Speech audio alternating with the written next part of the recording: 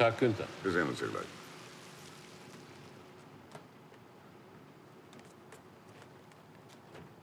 Darf ich vorstellen? Staatssekretär von Weinlaub. Mein Name ist Hirse. Guten Ich Tag. bin der persönliche Referent von Herrn von Weinlaub. Guten Tag, Herr Staatssekretär Lause. Ich bin hier für die Sicherheit zuständig. Wenn ich bitten darf, Herr Siskins erwartet Sie schon. War das nicht eben Professor Vollmer? Ganz recht.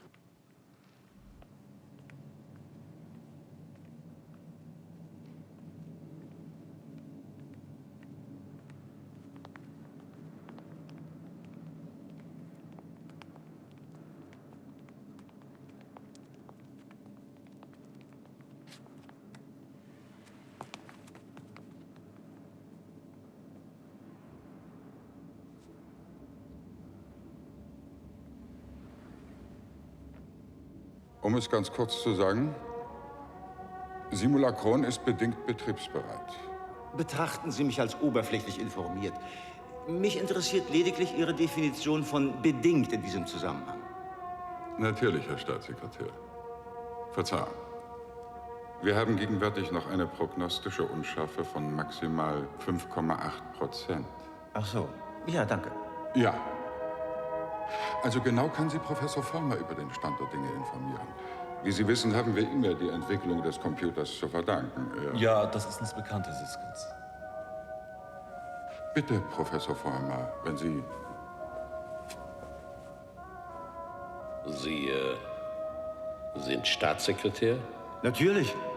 Das interessiert mich ehrlich gesagt wenig. Sagen Sie, haben Sie einen Taschenspiegel dabei? Einen Spiegel? Warum?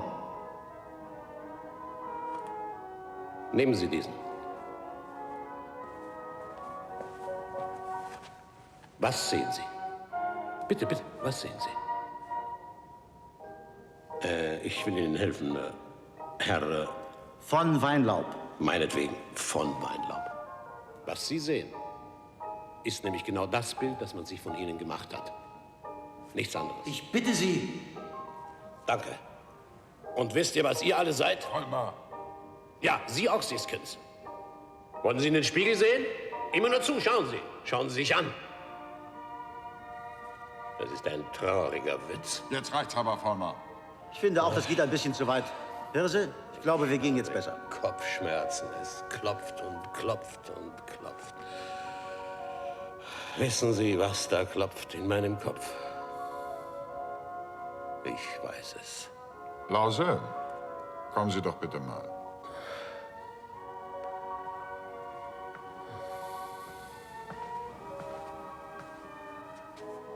Sie legen sich erst hin, Professor. Lause wird Sie in Ihr Büro begleiten. Komm, Henry. Das sind gar keine Kopfschmerzen. Es ist viel, viel mehr. Es ist so viel, dass mir mein Kopf zu platzen droht. Komm. Ich komm schon, Günther. Sie wollen nichts begreifen. Diese armen Würmer. Passen Sie auf ihn auf, Lause. Ja, Herr Siskins. Ich muss mich für Professor Vollmer entschuldigen, Herr Staatssekretär. Er hat in letzter Zeit fast Tag und Nacht durchgearbeitet. Seine Nerven waren ja immer schon leicht angekratzt.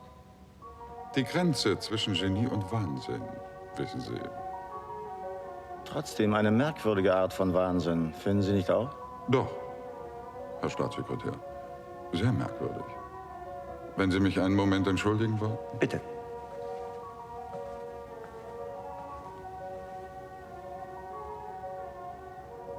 Bitte. Verzeihung, ich. Schauen Sie schon hinein. Was sehen Sie? Mich? Stiller wollte schon gestern zurück sein. Er wird schon noch kommen, Henry. Ich habe Angst.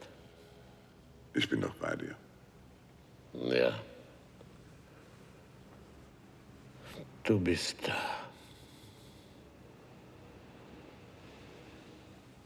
Immer dieser Druck im Kopf. Hast du jemals von einem Kopf gehört, der geplatzt ist? So einfach geplatzt, in 1000 Stücke. Nein, nie. So. Naja. Kannst du dich erinnern, als Kind hast du doch auch dieses Spiel gespielt. Ich sehe etwas, was du nicht siehst. Natürlich, das hat doch jeder. Günther, ich weiß etwas, was du nicht weißt. Und was auch niemand wissen darf, weil es das Ende dieser Welt wäre.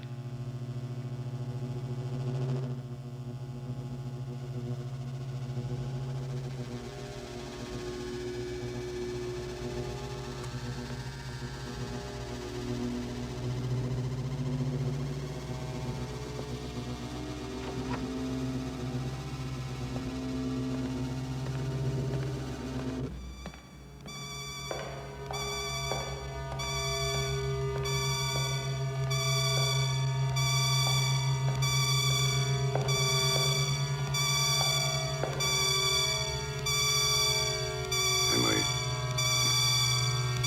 Vollmer!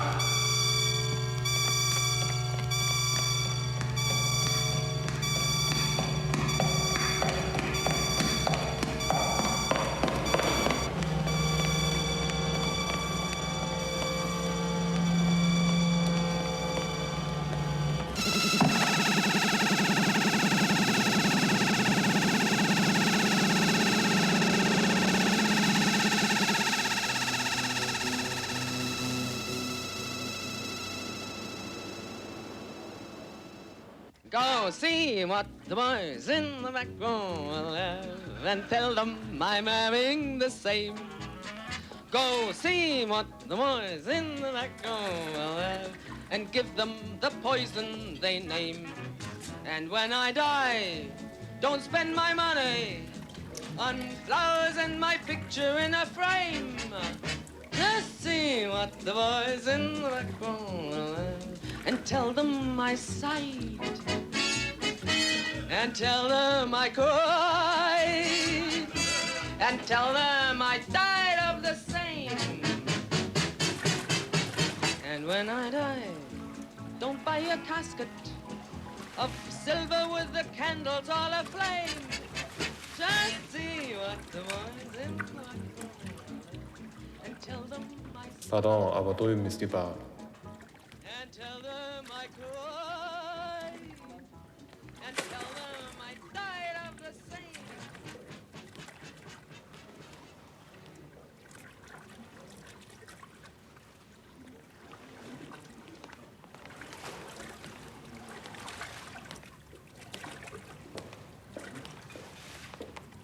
Oh, lala. Das sind keine Muskeln, das ist Watte. Ach, Ja, das macht die Schultern breiter. aber alles ist doch nicht aus Watte, oder? Wenn Sie wirklich interessiert sind, Stiller, Fred Stiller. Ich stehe im Telefonbuch.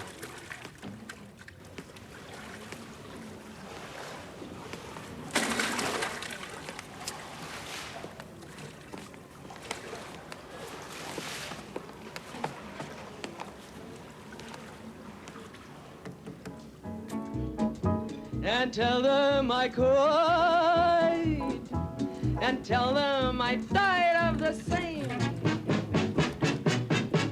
And when I die, don't pay the preacher for speaking of my glory and my fame. Just see what the boys and tell them I sighed, and tell them I cried, and tell them I died of the same.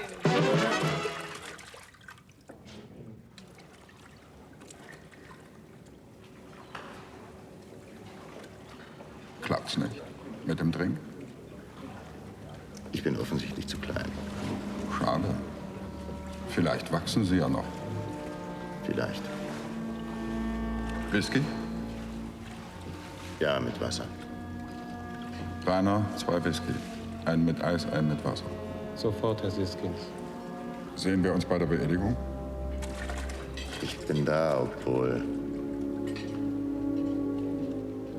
Den Toten kann es doch ziemlich gleich sein, nicht?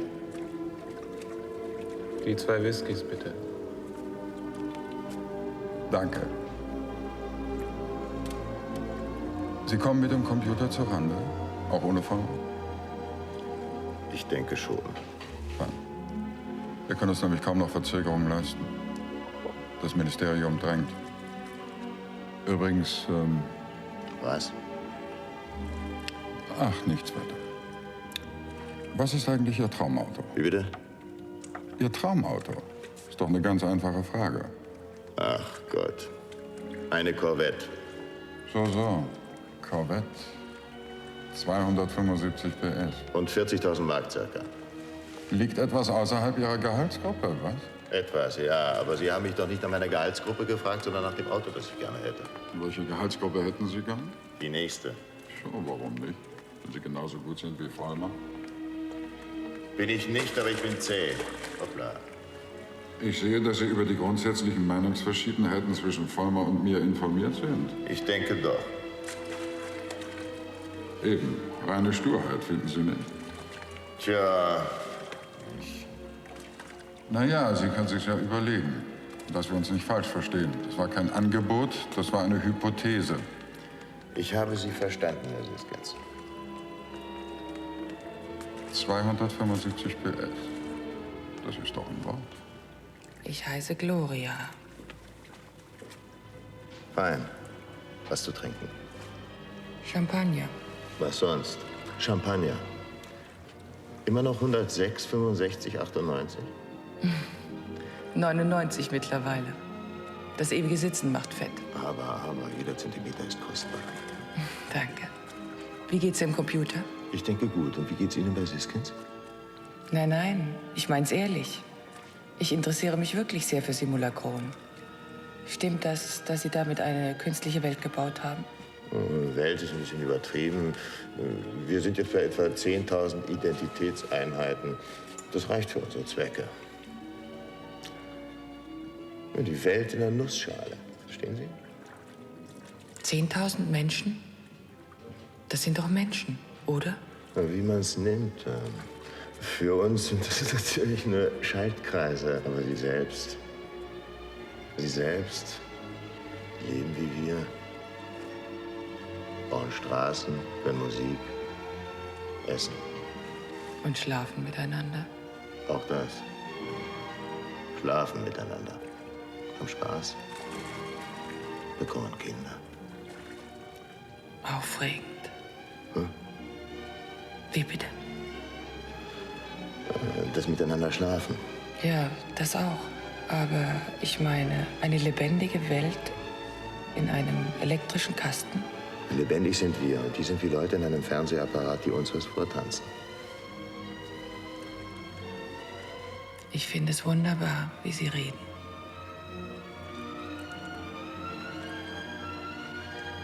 Ich finde sie auch wunderbar. Hallo Lause. Tag. Hast du Stiller gesehen? Ja, vorhin? Komm noch rein. Nein, ich warte hier. Hol ihn bitte. Ja, gern.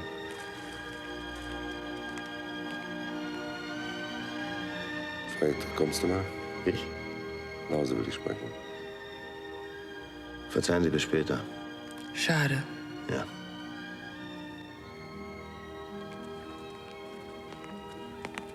Lause. Mein Gott, bin ich froh, dass ich dich endlich treffe. Ich muss dich sprechen. Du siehst ja schrecklich aus. Was hast du denn gemacht? Ich bin gleich nach Vollmers Tod aufs Land zu deinem Haus gefahren. Du warst nicht mehr da. Du hast ihn gefunden. Ja, aber wo warst du denn? Ich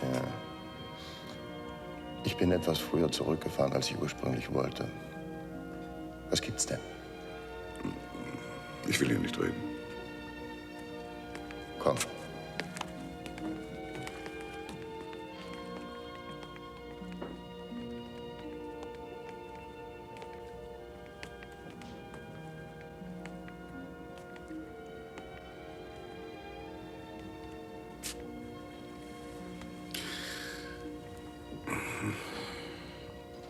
Nun?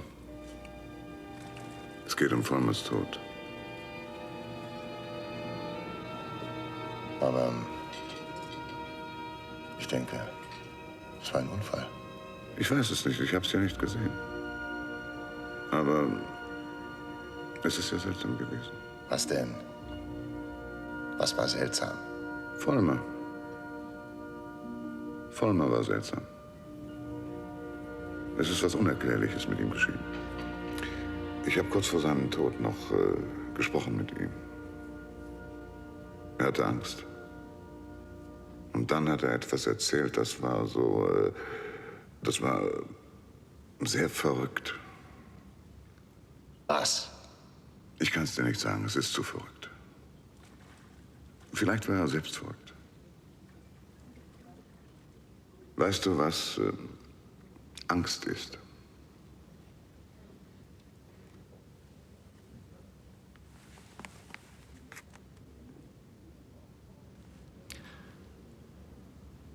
Ja, Lause.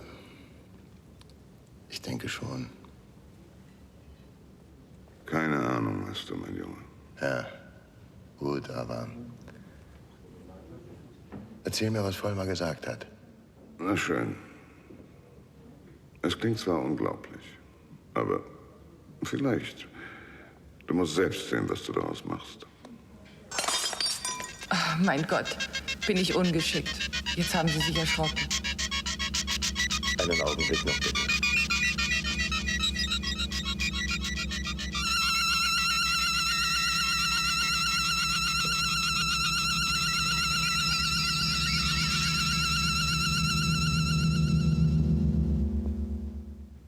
Wie vom Erdboden verschwunden. Bei einer Party des bekannten IKZ-Chefs Herbert Siskins soll in der vergangenen Nacht, laut Aussage eines Angestellten des Instituts, der Sicherheitsbeauftragte Günther Lause während eines Gesprächs plötzlich spurlos verschwunden sein. Die Polizei hat Untersuchungen eingeleitet. Was haben Sie eigentlich vor, Stiller? Was soll die ganze Geschichte mit Lause und Vollmer? Setzen Sie sich bitte. Ich habe der Polizei nur gemeldet, was ich mit eigenen Augen gesehen habe. Ich habe den Eindruck, als wollten Sie sich und das Institut lächerlich machen. Es war aber so, wie ich es ausgesagt habe. Also schön, bitte, wie Sie wollen. Inspektor Lehner vom Vermisstendezernat, Kommissar Stuhlfaust von der Mordkommission. Und das ist Dr. Stiller, der gegenwärtig den technischen Direktor kommissarisch vertritt.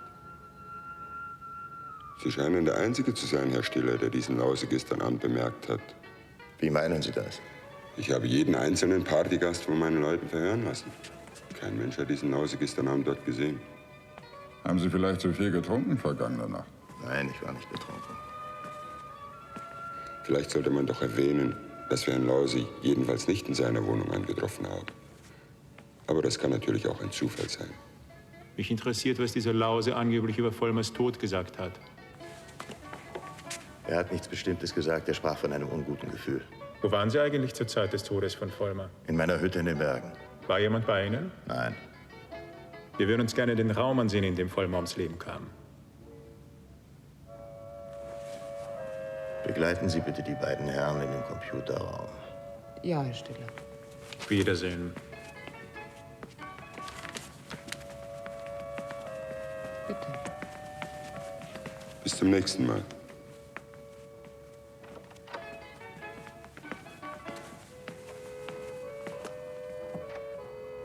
Adieu. Ich würde diese Geschichte gern vergessen, Stiller. Haben Sie doch schon. Also gut. Ich wollte noch mal konkret über Vollmers Posten mit Ihnen sprechen. Bitte. Schauen Sie, ich habe Ihnen ja schon gesagt, Vollmers Sturheit. Ich meine, das hat mich oft eine ganze Portion Nerven gekostet. Ich bin nicht stur. Sehen Sie, das wollte ich hören. Meine Menschenkenntnis. Ich war mir ziemlich klar, wir würden uns einig werden. Naja. Doch, doch. Sage mir dein Traumauto und ich sage dir, wer du bist. Ach so, das. Na schön. Ich werde mal beim Aufsichtsrat sondieren. Ich sehe da eigentlich gar keine Schwierigkeiten. Auf Wiedersehen, Herr Direktor.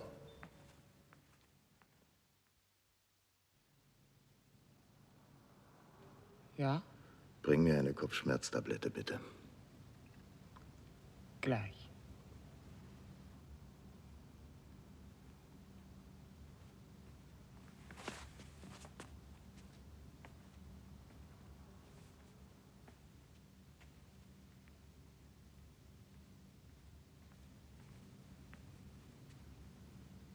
Hast du Schwierigkeiten? Ja, ich mache Karriere. Fred, hat er dich zum technischen Direktor gemacht? Hm.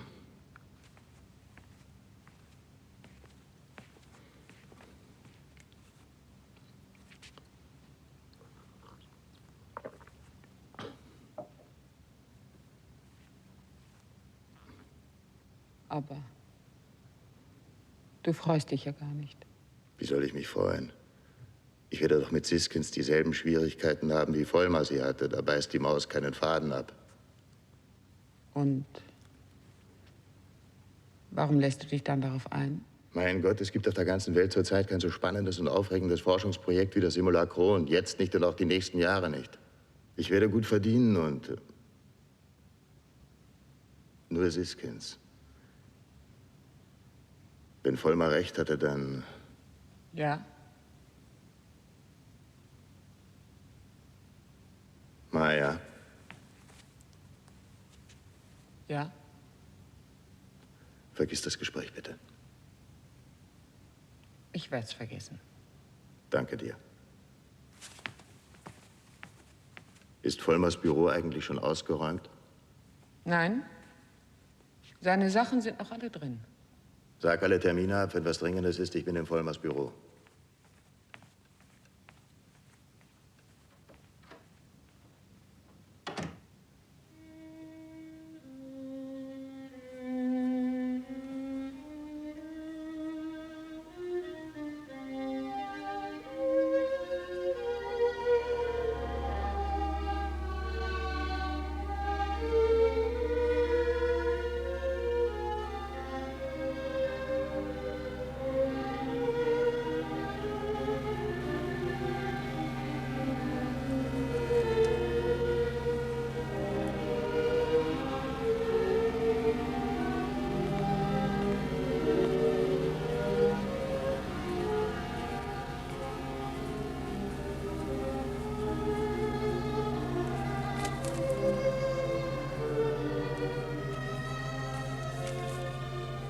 Was machen Sie denn da?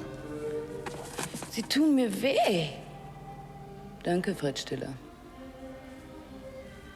Sie sind doch Fred Stiller, nicht? Allerdings. Trotzdem, was machen Sie hier? Ich bin von einem Aufsichtsbeamten hergeführt worden.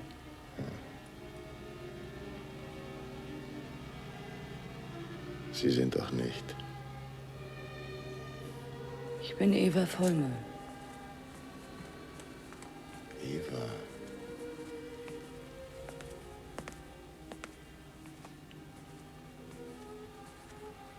Ich habe dich nicht erkannt. Natürlich nicht. Und dass ich hier bin? Man hat mich gebeten, Vaters Sachen abzuholen. Ich dachte, du bist noch in Montreux. Ich bin seit einem Monat zurück. Du warst bei deinem Vater als... Ist dir was aufgefallen an ihm? War er besonders nervös? Ich habe nichts bemerkt. Wieso? Weil ich glaube, er hatte irgendeine wichtige Entdeckung gemacht. Er hat mir nichts mehr davon sagen können. Er war ein wenig bedrückt. Mir war nicht bestimmt.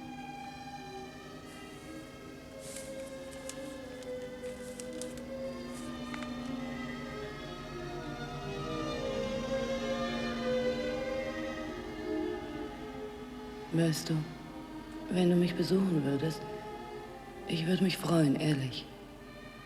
Ja. Sag mal, hat sich dein Vater in letzter Zeit öfter mit Günter Lause getroffen? Günter Lause? Deinem Onkel, Günter Lause. Ich kenne keinen Günter Lause. Du erinnerst dich nicht an deinen Onkel? Ich erinnere mich sehr gut an meinen Onkel. Er hieß Jakob. Jakob Meixner. Er ist vor 4 Jahren gestorben. Eva. Ja. Kann ich dir irgendwie helfen? Ich schaffe es schon. Vater hat mir ein bisschen Geld hinterlassen und auch das Haus. Tut mir leid, Fred, aber ich war voreingenommen. Ich dachte, Du hättest nichts anderes im Sinn, als Vaters Platz einzunehmen. Ich hätte allerdings wissen müssen, dass das nicht stimmt.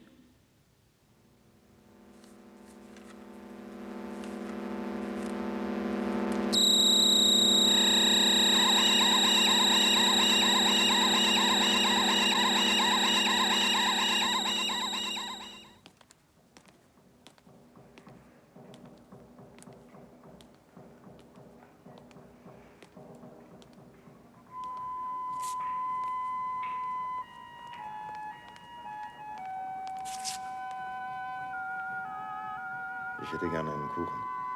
Kuchen muss am Buffet ausgesucht werden.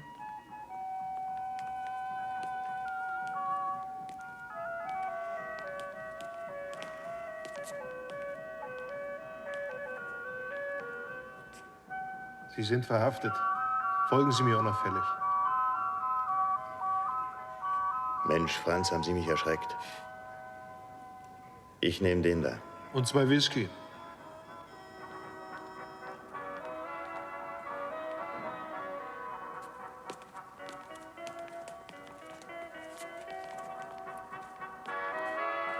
Nun, was gibt's denn, Stiller? Ich möchte Ihnen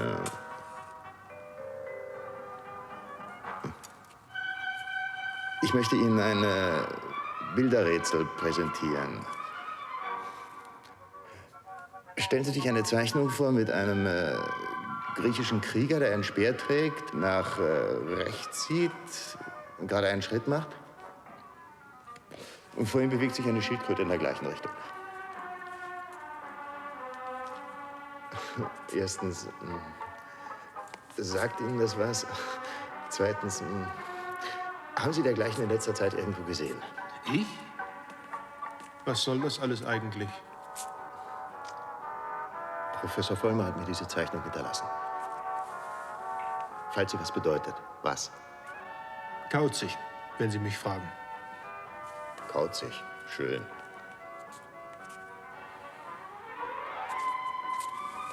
Können Sie sich darunter irgendetwas vorstellen? Vielleicht. Und? Was? Zeno. Zeno? Ja, Zenos Paradox. Achilles und die Schildkröte. Achilles, der die Schildkröte verfolgt, sie aber niemals einholen kann, weil sie jedes Mal, wenn er die Hälfte der Strecke zurückgelegt hat, ein entsprechendes Stück vorgerückt ist. Können Sie sich vorstellen, welche Bedeutung dieses Paradoxon in unserer Arbeit haben könnte? Mein Gott, ich bin schließlich nur für die Psychologie unserer Geschöpfe zuständig.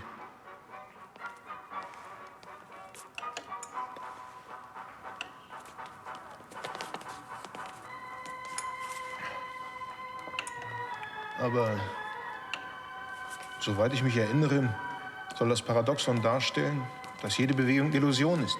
Ergibt sich für mich kein Zusammenhang in unserer Arbeit. Ja, Vollmer ist in der Zeit vor seinem Tod auch recht merkwürdig gewesen. Käsekuchen? Wer hat diesen Käsekuchen bestellt? Vielleicht hat er irgendeinen Grund gehabt. Was hat er denn gesagt? Haben Sie nicht diesen Käsekuchen bestellt? Nein, nein. Ah, ja, doch, den habe ich bestellt, glaube ich. Danke. Was war denn merkwürdig, bitte? Schauen Sie, ich habe 3 Tage vor seinem Tod Schach mit ihm gespielt, aber er war eigentlich nicht mehr er selber. Er philosophierte dauernd. Ja. Er sprach von einer grundlegenden Entdeckung. Was für eine Entdeckung? Das wollte er nicht sagen. Es sei ein Geheimnis, so in der Richtung. Warum interessiert Sie das eigentlich alles so, Fred?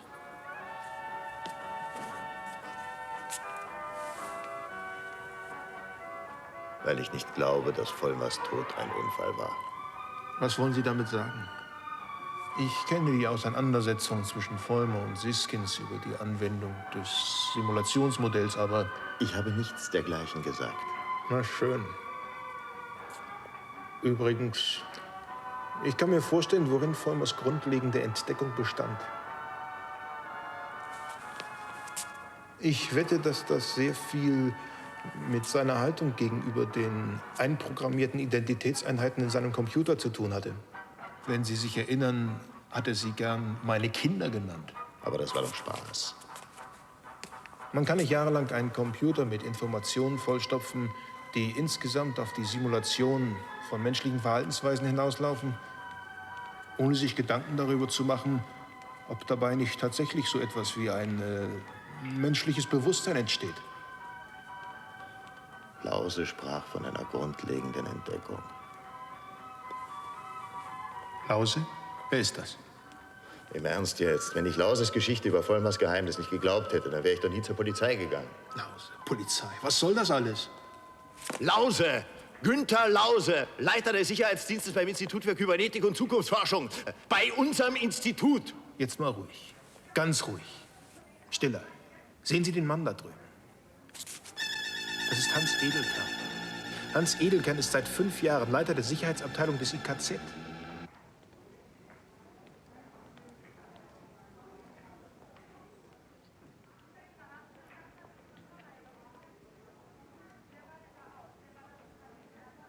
Erinnern Sie sich jetzt? Stiller. Stiller. Stiller!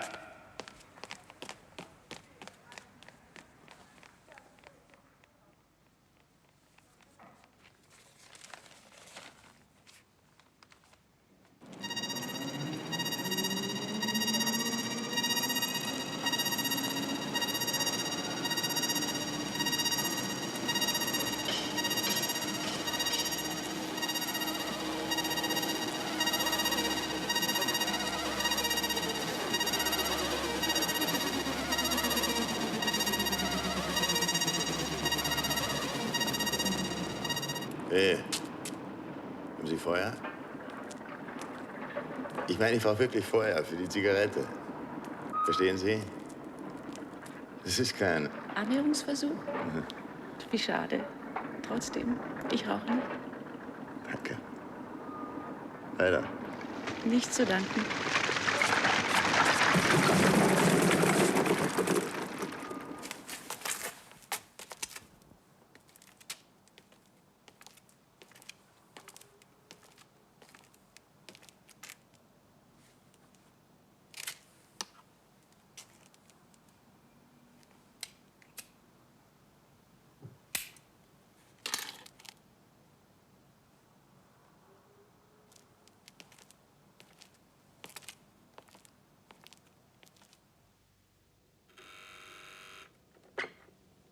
Ja?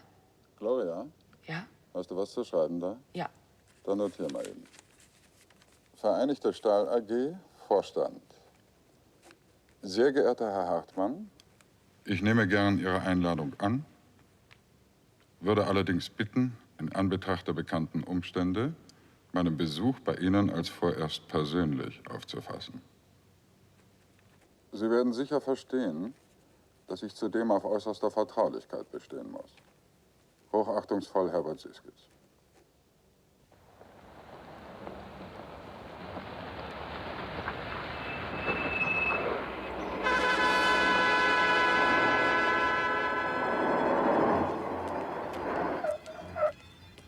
Haben Sie gut hergefunden, lieber Siskins? Kommen Sie doch rein.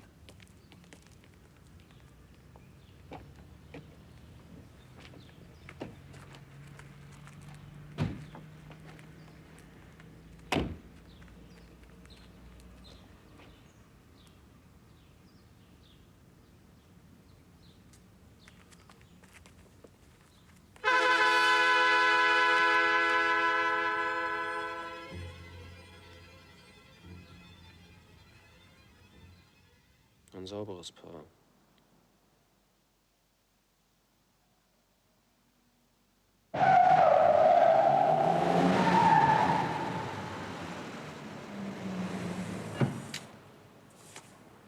Rupp, Tagesanzeiger. Kurze Frage, Herr Stiller. Dient der neue Computer wirklich noch staatlichen Forschungsaufträgen? Bitte, Sie müssen verstehen, ich darf keine offiziellen Erklärungen abgeben und noch dazu hier aus dem Wagenfenster. Wenden Sie sich doch an die Presseabteilung des IKZ. Ja, das kennen wir schon. Sagen Sie uns nur eins. Erhält ein bestimmter Konzern Informationen über die Ergebnisse, die der Computer auswirft? Nur eins, Herr Rupp. Herr Rupp. Ich wäre Ihnen dankbar, wenn Sie Ihren Lesern gelegentlich den Unterschied zwischen einem Computer und unserem Simulationsmodell nahebringen würden. Ich werde es den Kollegen von der Wissenschaftsseite sagen. Es handelt sich um eine völlig neue Generation in der Computertechnologie. Und wem nützt sie? Uns allen, wenn es nach mir geht.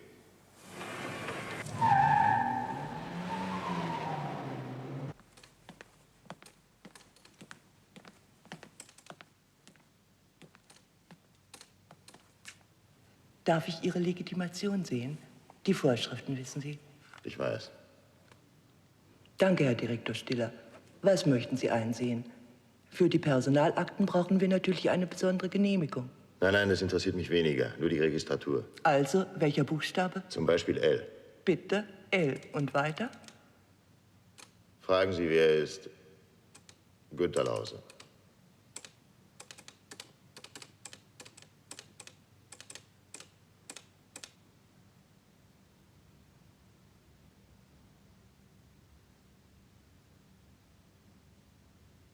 Günter Lause ist nicht bekannt. Was?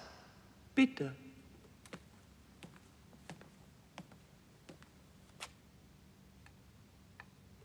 Naja. Edelkern. Fragen Sie nach Edelkern.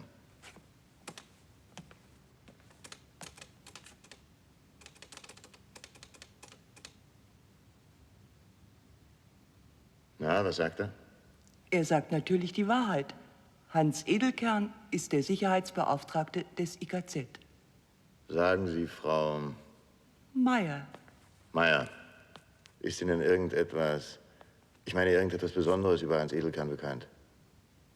Über Herrn Edelkern? Nicht, dass ich wüsste, aber fragen Sie ihn doch selbst. Grüß dich, Fred. Hat sich jemand beschwert über mich? Du kannst mir ruhig die Wahrheit sagen. Nein, nein, wirklich. Dann ist es ja gut. Hatte schon Angst, es gäbe Stunk. Nein, nein. Wirklich. Ich. Lass nur, Fred. Du brauchst mir nichts zu erklären. Du wirst schon wissen, was du tust. Sag mal, willst du nicht wieder mal vorbeikommen? Laura schwärmt noch immer von unserem letzten Abendessen.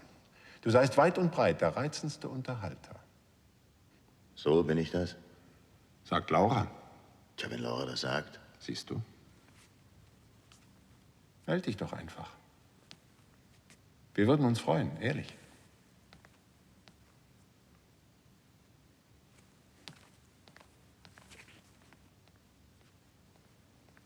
In meinem Leben habe ich noch keine Frau namens Laura getroffen. Laura. Kann ich sonst noch etwas für Sie tun? Danke. Bitte. Hallo, Fred. Du, ich komme wegen Lause.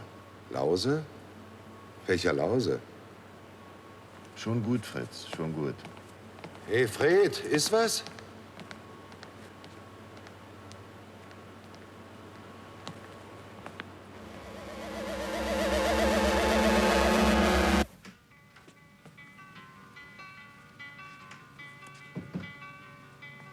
Morgen, Maja. Guten Morgen, Herr Stiller. Ich bin ein Geschenk. Siskins meinte, Sie würden sich freuen. Natürlich freue ich mich. Ein Anblick, der Männerherzen höher schlagen lässt, so sagt man doch, ne? Ja, so sagt man allgemein. Wo ist Fräulein Schmidt-Gentner? Fräulein Schmidt-Gentner ist krank. Wahrscheinlich für länger. Übrigens, Siskins hat mich nur schweren Herzens hergegeben. Danke, ich weiß die Ehre zu schätzen. Wollen Sie eine Tasse Kaffee? Nein, danke.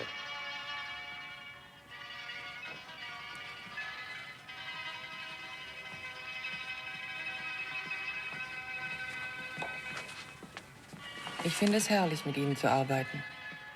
Mir ist es auch nicht gerade unangenehm.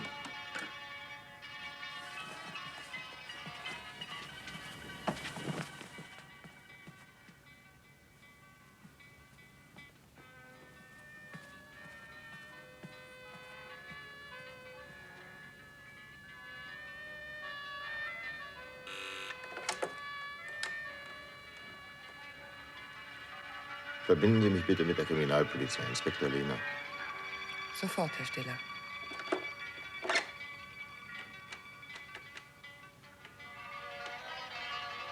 Inspektor Lehner, bitte.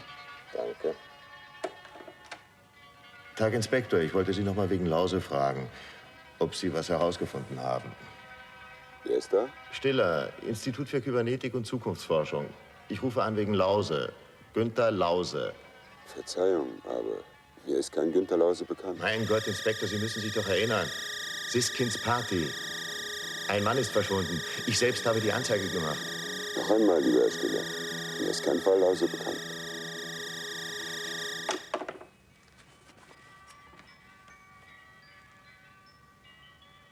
Siskins erwartet Sie 14:30 Uhr zu einer Besprechung in seinem Büro. Danke, Fräulein Fromm. Wie geht's dir denn? Keine Ahnung. Schlecht. Was sagt der Arzt?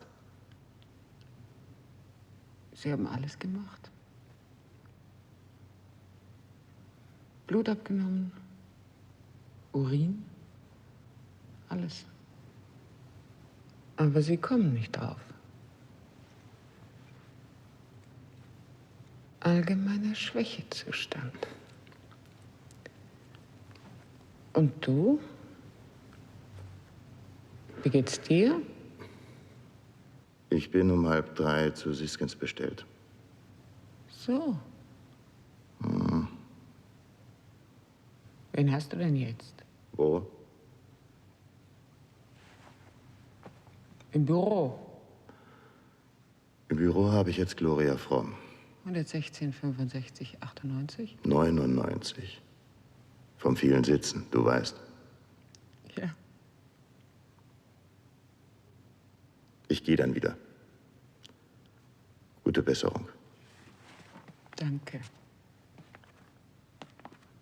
Du? Na? Ich hab dich immer noch lieb. Setzen Sie sich doch, Dr. Stiller. Möchten Sie was trinken? Danke. Kaffee vielleicht? Nein, wirklich nicht, danke. Na schön. Dann wollen wir anfangen. Möchten Sie? Wie Sie vielleicht wissen, bin ich in der von der Regierung einberufenen Kommission Perspektive 2000 insbesondere mit dem Stahlsektor befasst. Auch in Ihrer Eigenschaft als Vorstandsvorsitzender der Vereinigten Stahl AG. Gewiss, naturgemäß. Wir machen uns in diesem Zusammenhang nun einige Sorgen, gerade angesichts bestimmter Tendenzen in letzter Zeit hinsichtlich neuer Verkehrs- und Transportsysteme, die natürlich für den Stahlbedarf der 80er und 90er Jahre nicht ohne Folgen wären. Ich weiß nicht, wie weit Sie mit wirtschaftlichen Dingen vertraut sind. Kaum. Sehen Sie, wenn ich das kurz erklären darf. Investitionen in unserem Bereich sind nicht nur äußerst langfristig, sondern auch äußerst teuer. Lassen Sie Herrn Hartmann doch ausreden, Stiller. Doch, doch, so kann man es auch nennen. Ganz richtig. Teuer. Mit anderen Worten, eine Investition in einer Größenordnung von mehreren 100 Millionen, die heute vorgenommen wird, würde sich erst in, sagen wir, 20 Jahren amortisieren. Wenn Ihre Entscheidung richtig war. Wenn unsere Entscheidung richtig war, ja. Wir peilen so etwas natürlich auch nicht über den Daumen, sondern bedienen uns dabei einer ganzen Reihe von Entscheidungshilfen wissenschaftlicher Art. Konjunkturanalysen, Marktanalysen, Trendberechnungen, Input-Output-Relationen, all das. Aber Sie wissen ja selbst am besten, wie beschränkt leider immer noch die Leistungsfähigkeit dieser prognostischen Instrumente ist, die mit der konventionellen Computertechnik arbeiten. Und wie hoch der Unsicherheitsfaktor solcher Hochrechnungen ist im Vergleich zu Ihrem Simulationsmodell. Ja. Und warum erzählen Sie mir das alles? Ich verstehe nicht recht. Aber er. Dr. Stiller, es geht hier nicht darum, ob jemand eine Würstchenbude aufmacht oder nicht, sondern es geht um eine Entscheidung von grundsätzlicher volkswirtschaftlicher Bedeutung, für die Herr Hartmann in seiner Eigenschaft als Mitglied der Kommission Perspektive 2000... Dann soll die Kommission den entsprechenden Antrag stellen.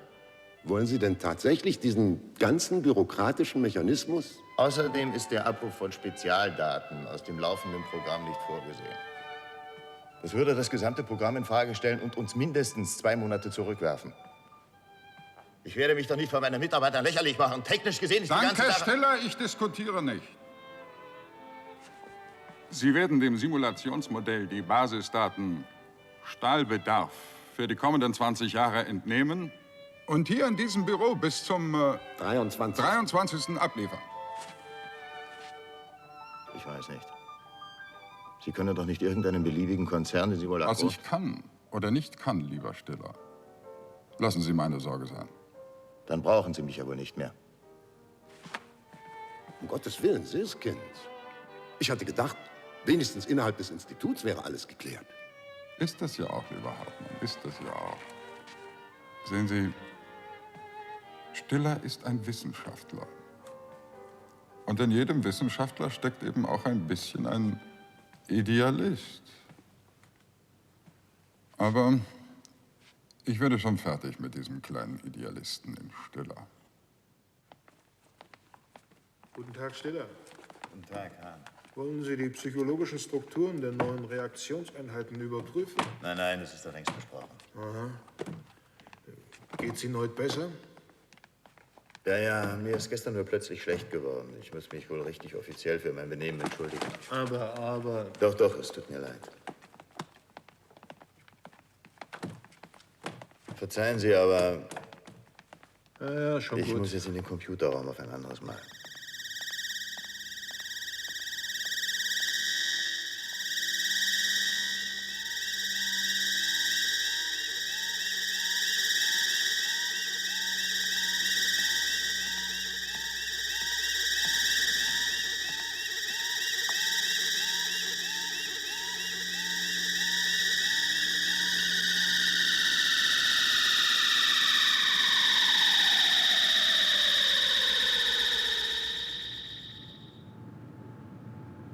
Der Bestand an Identitätseinheiten beträgt jetzt genau 9.700.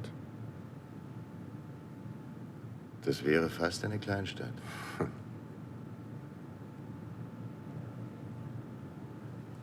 Sag mal, ich hätte gerne eine Kontaktschaltung. Für dich? Ja. Mal ein bisschen Kleinstadtluft schnuppern. Von mir aus jederzeit. Du, schau mal. Sie hat sich in das Bewusstsein einer Millionärsgattin versetzen lassen.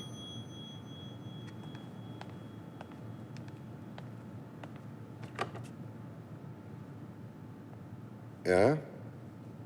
Doch, der ist hier. Ja, gut. Ja, gut, ich werde es ihm sagen.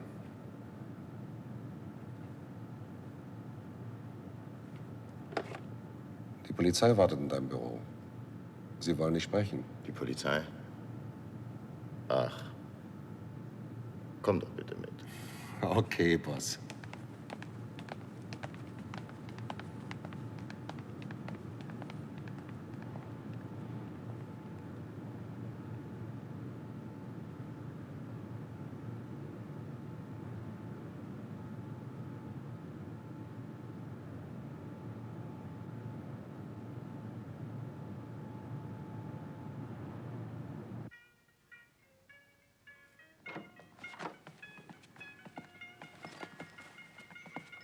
Guten Tag, Herr Dr. Stiller. Danke. Zu viel der Ehre. Das ist Stiller. Oh, Verzeihung. Es tut mir leid. Guten Tag, Herr Dr. Stiller. Guten Tag. Sagen Sie, ich hätte Sie gerne unter 4 Augen gesprochen. Ah. Muss das sein? Ich würde sagen, ja. Okay, ich hau dann ab. Ich bin beim Computer. Bis später. Kommen Sie noch mit rein. Danke.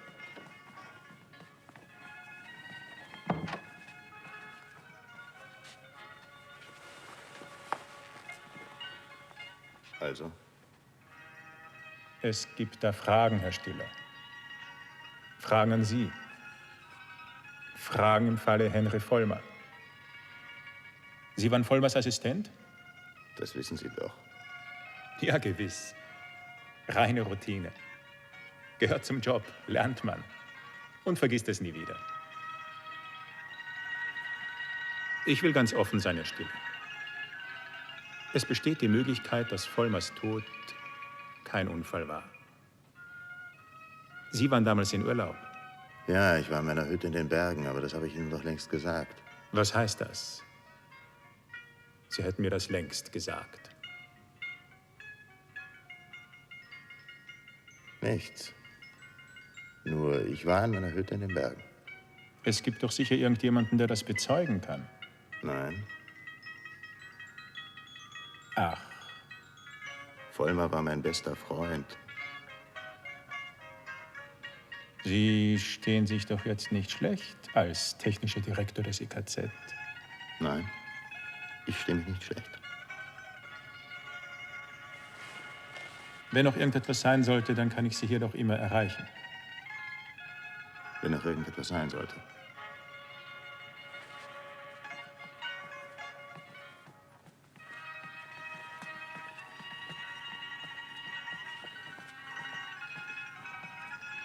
Wiedersehen, Herr Stiller. Das war doch jemand vom Morddezernat. Wenn Ihnen jemand zu nahe tritt, ich bin für Sie da. Die Polizei lässt nicht locker und das ist auch gut so. Lause hat doch schon angedeutet, dass Vollmers Tod möglicherweise kein Unfall war. Lause? Welcher Lause? Der Lause, Gloria, der auf Siskins Party spurlos verschwunden ist. Ach, auf Siskins Party ist jemand spurlos verschwunden? Das war bestimmt einer von Siskins harmlosen Späßen. Gewiss, Gloria, gewiss.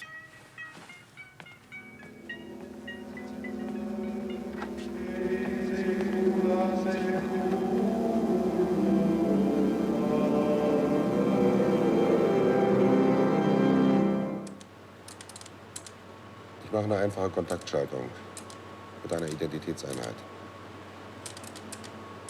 Ist doch recht so, oder?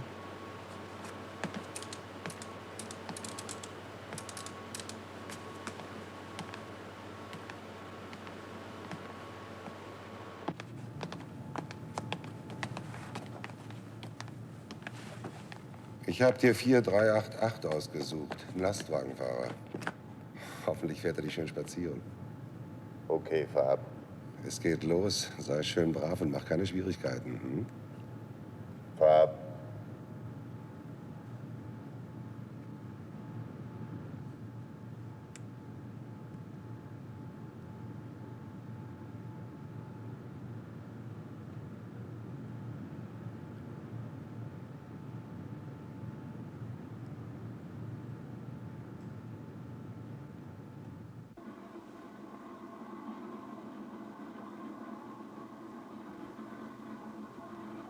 Ein Wetter haben wir denen hier gemacht.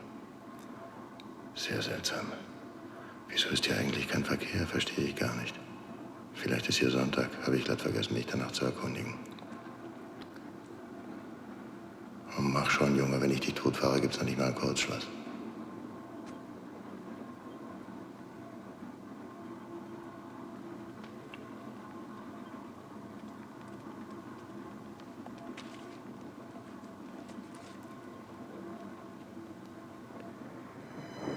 Um Himmels Willen, was hat Walfang sich denn jetzt ausgedacht? Hey, was ist das denn?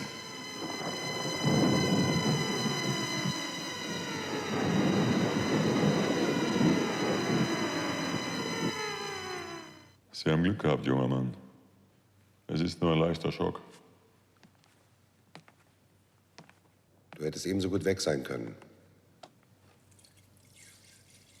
Wie hat das denn geschehen können? Keine Ahnung. Ich habe den Kasten ja noch nicht untersucht, aber... Aber? Sag schon. Du vermutest doch was. Es ist was explodiert. Überleg doch mal. Das kann doch bloß Sabotage sein. Sabotage? Das ist unmöglich, Herr Siskins. Wir überwachen alles. Wenn etwas explodiert ist, dann kann es nur Sabotage sein, denn ein Computer kann nicht explodieren. Aber Sabotage ist wirklich unmöglich. Meine Leute haben das ganze Institut unter Kontrolle. Offensichtlich doch nicht so ganz. Ich glaube auch eher an einen technischen Fehler. Wie lange wird die Reparatur dauern? Ich wäre beinahe abgekratzt und Sie haben nur Ihren Kasten im Kopf. Sie dürfen sich nicht aufregen. Sie brauchen jetzt Ruhe. Ja, schon gut. Auf Wiedersehen dann. Und vielen Dank. Nichts zu danken. Es ist mein Beruf. Ich erwarte noch eine genaue Untersuchung der Sache, Herr Siskins. Sie werden die Sicherheitsvorkehrungen überprüfen, Edelkern. Wenn nötig, verschärfen. Klar?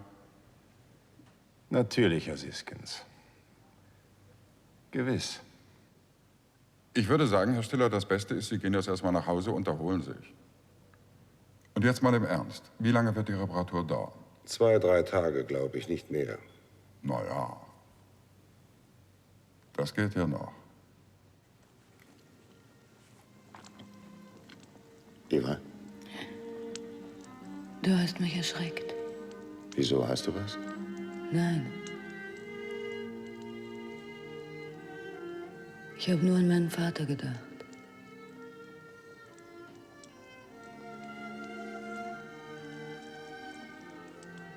Du, wollen wir ein wenig spazieren fahren? Einfach so. Weißt du, ich brauche ein wenig Ablenkung.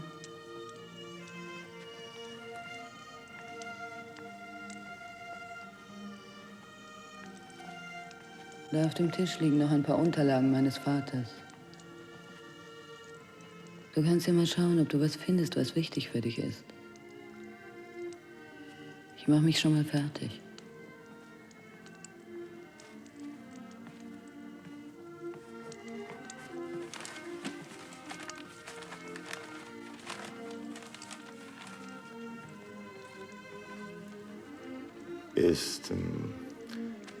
Ist seit dem Tod deines Vaters hier alles so geblieben oder hat irgendjemand was abgeholt? Wie bitte? Ich habe gefragt, ob hier seit dem Tod deines Vaters alles so geblieben ist oder nicht. Ist das ein Verhör? Komm, lass uns fahren. Hast du eigentlich die Skizze deines Vaters noch mal gesehen? Welche Skizze? Die mit Achilles und der Schildkröte. Sowas habe ich noch nie gesehen. Achilles mit Schildkröte.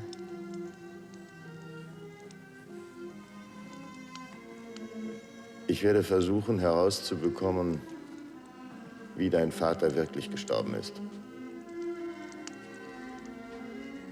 Meinst du? Möglich.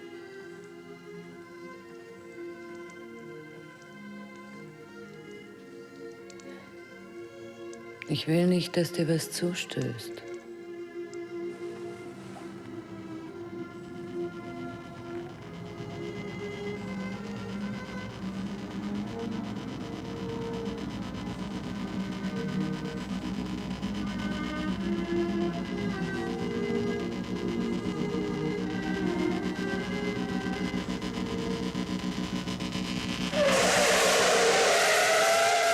Was ist denn los?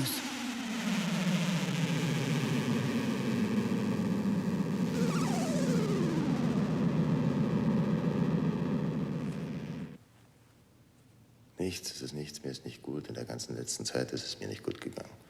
Ich habe Schwindelanfälle, bilde mir viel ein. Wahrscheinlich jedenfalls. Möglich, dass ich ganz einfach überarbeitet bin. Soll ich fahren? Nein, nein. Ich bleib noch ein bisschen stehen und dann fahre ich dich heim. 1, 2, 3, 4, 5, 6, 7, 8, 9, 10, 11, 12, 13. Herein, 14, 15. Tag, Fritz. Tag, Fred. Was ist denn das? Das ist ein Kreislaufmittel. Kreislauf? Ja, ich habe in letzter Zeit so komische Schwindelanfälle. Pass nur auf, du. Okay. Deine Puppen tanzen wieder. Ich habe auch schon Kontakt mit 0001 aufgenommen. Mit Einstein? Mhm. Die Katastrophe neulich hat ihn ziemlich beunruhigt. Macht übrigens auch sonst Schwierigkeiten. Weißt du, ich glaube, dass das Vollmers einziger großer Fehler war. Was? Die Kontakteinheit Einstein. Aber ohne ihn hätte es nie funktioniert. Wir haben alles versucht. Es musste eine Einheit geben, mit der wir direkt in Kontakt treten können. Aber damit war der Konflikt schon geplant. Warum? Weil es keiner aushält, künstlich zu sein und darüber Bescheid zu wissen. Das ist klar. Aber wenn das stimmt, dass die dort schon unter psychischen Störungen leiden, dann wäre das andererseits auch ein großer Erfolg für uns. Naja, wie man es nimmt. Einstein hat von einem Selbstmordversuch berichtet. Ich werde verrückt. Wer? 7326, Christopher Nobody. Ich werde ihn abmurksen, sonst bringt er noch unser ganzes System durcheinander. Ja, wir sind schon ziemlich unmenschlich, was? Aber es bleibt uns ja wohl keine Wahl. Gut, von mir aus kannst du ihn löschen, Dieter. Christopher Nobody. Richtig, Christopher Nobody. Bis später, Fred.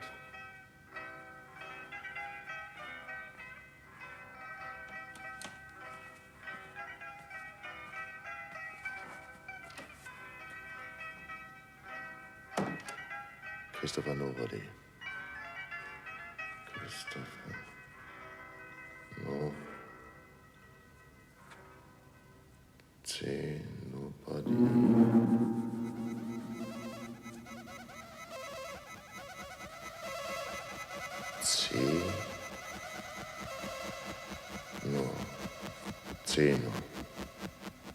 Zenos Paradox.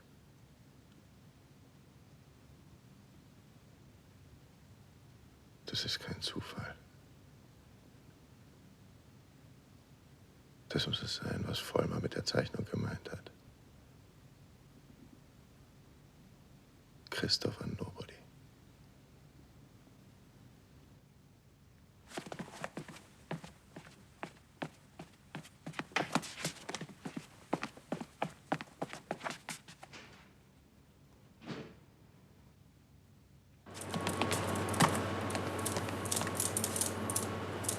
Ich muss diesen Christopher Nobody sprechen. Kannst du mich runterschalten?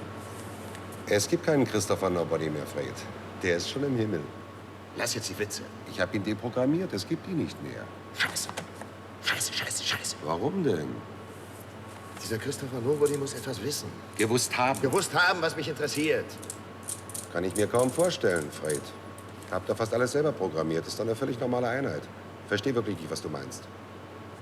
Nichts, Fritz, nichts. Es war nur so ein Einfall von mir. Dann möchte ich mit Einstein sprechen. Vielleicht weiß der was.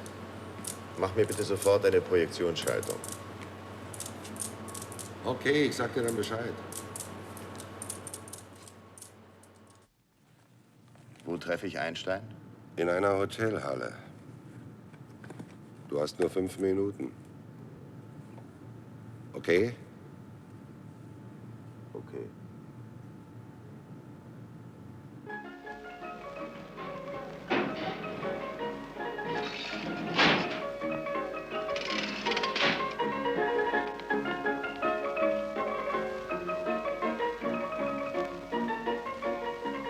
Ich habe lange auf Sie warten müssen. Guten Tag, Einstein. Guten Tag. Was haben Sie denn? Man trifft schließlich nicht jeden Tag einen von oben. Schauen Sie, im Moment bin ich auch nur ein Bündel elektronischer Schaltungen. Eine Projektion, wenn Sie so wollen.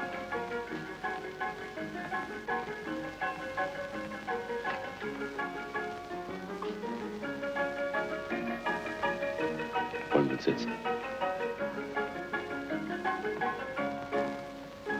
Ich habe nur wenige Minuten. Es lohnt sich eigentlich nicht.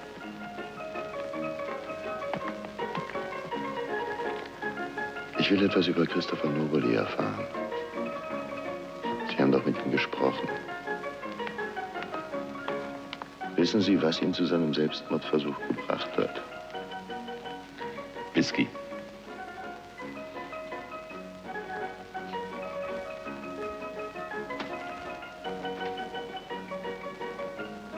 Er war dem Zusammenbruch nah.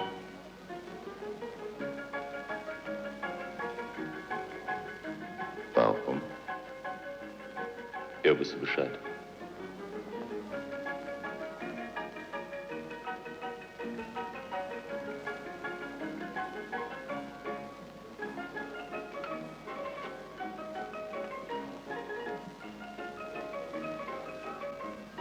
wusste er Bescheid.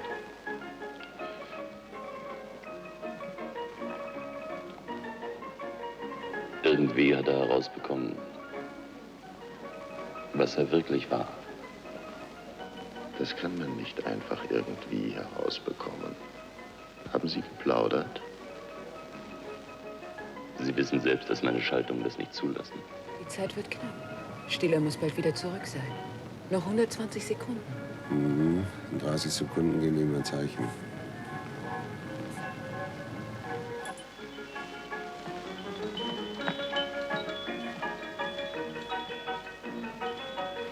Meine Zeit ist um, ich muss gehen. Wiedersehen, Einstein. Komm, Zadek. Komm, Zadek. Komm, Zadek, komm.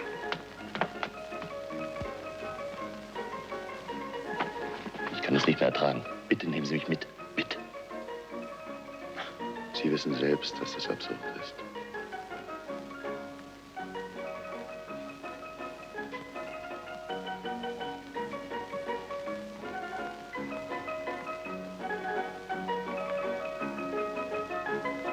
Ich komme wieder.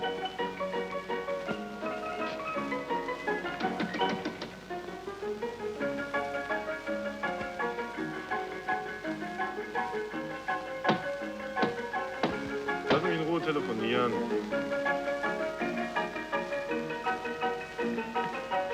Und dann treffen wir uns um 8, wie besprochen, Gerda, in dem Restaurant an der Ecke. Also,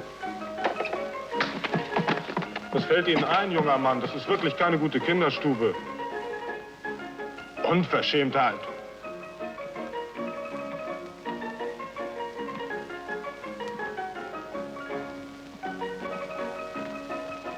Voll.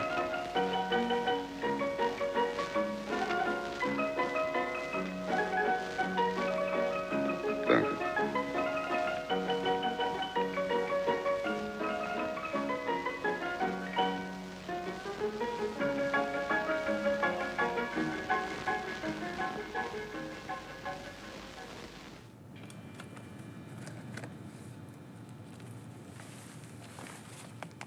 Alles in Ordnung? Alles in Ordnung. Nur. Nur? Ich habe Günter Lause gesehen. Wen bitte?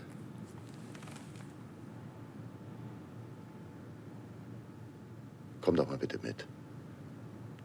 Ich möchte einen kleinen Versuch machen. Hast du gerade Zeit? Klar. Pass mal auf. Ich suche eine Identitätseinheit. Dann nimm doch die Listen. Nee, ich will es mal andersrum probieren. Ich gebe dir die Merkmale und du fragst ihn ab. Okay. Alter? 55, männlich, Junggeselle, technisches Studium. Psychologische Merkmale? Ich würde sagen gutmütig, aber geizig. Trinkt ziemlich viel. Okay, 2 Minuten.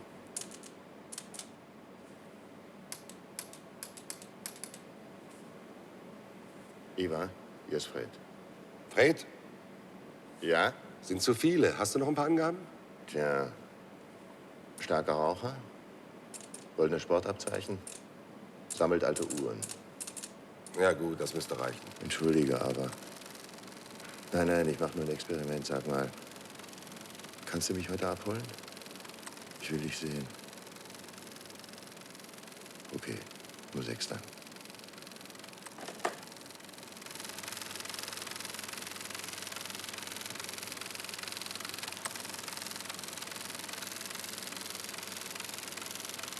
So, jetzt habe ich 5. Reicht das? Ich hoffe, wie heißen die denn, die 5? Tyler, Strunz, Kittel, Erdhofer, Lause. Vorname? Günther. Günther Lause. Hast du nicht vorher? Ja. Welche Nummer? 7683. Einprogrammiert von? Vollmer selbst. Na also. Vielen Dank auch. Seltsam. Günther Lause?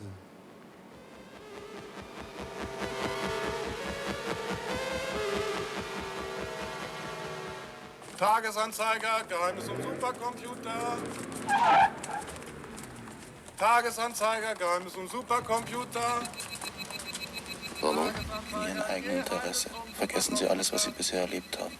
Sonst ist Ihr Leben kein Pfifferling mehr wert. Tagesanzeiger, Geheimnis und Supercomputer. Tagesanzeiger, Geheimnis und Supercomputer.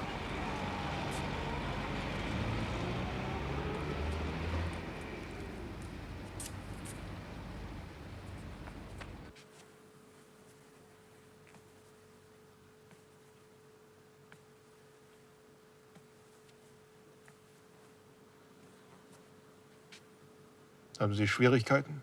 So kann man es wohl nennen. Geht es wieder um Zeno? Oder gar um einen Mann namens Lause? Ja, darum auch. Von der Sabotage während der Kontaktschaltung wissen Sie sicher. Aber dass ein Polizist, der mich schon mal verhört hatte, beim zweiten Mal von dem ersten Verhör keine Ahnung mehr hatte, das wissen Sie nicht. Und das neulich nachts, alles vor mir. Die Straßen, die Lichter plötzlich verschwunden waren. Für Sekunden. Das wissen Sie auch nicht. Meine Schwindelanfälle und meine Depressionen, die können Sie sich auch nicht vorstellen. So. Eine Straße ist verschwunden und war dann wieder da? Ja! Ja.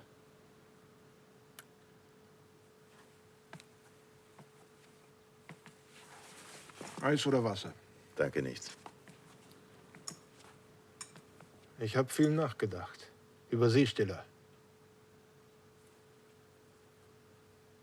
Ich glaube, durch die besondere Verantwortung für das Simulationsmodell, durch den spezifischen Stress Ihrer Arbeit, sind Sie überfordert und psychisch krank.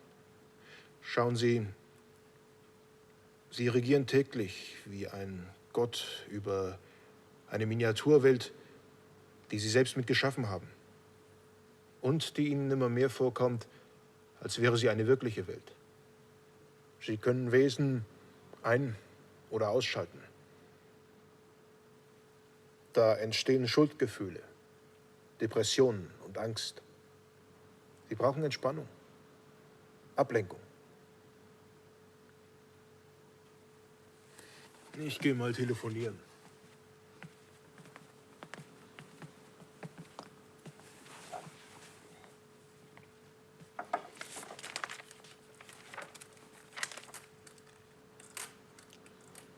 Hallo? Ja. Was soll ich denn tun? Ja, ist in Ordnung. Okay. Das Wichtigste haben Sie ja schon getan. Die Ursache erkannt, den Ablauf durchschaut, sich das Problem bewusst gemacht. Wenn Sie weiter an sich arbeiten, wird sich auch Ihr Zustand bessern. Und auch Ihre Bewusstseinsstörungen werden aufhören. Am besten, Sie machen Ferien. Gar kein Gedanke. Gerade jetzt. Ich muss verhindern, dass unser Computer nur noch für einen gewissen Herrn Hartmann arbeitet.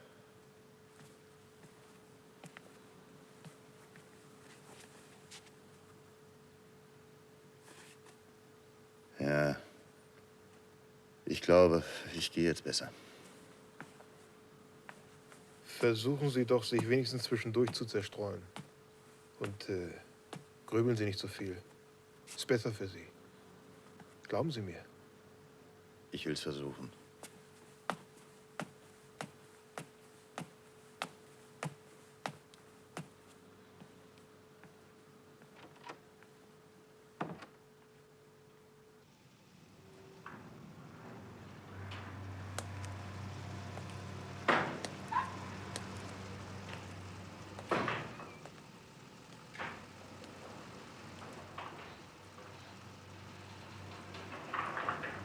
Wollen Sie nicht einsteigen? Das ist ja schon ein erstaunlicher Zufall, nicht? Das ist kein Zufall. Dr. Hahn hat mich angerufen. Er hatte die Idee, ich könnte Sie heute Abend etwas ablenken. Und ich hatte nichts dagegen. Ich habe auch nichts dagegen. Sole alla valle, sole alla collina.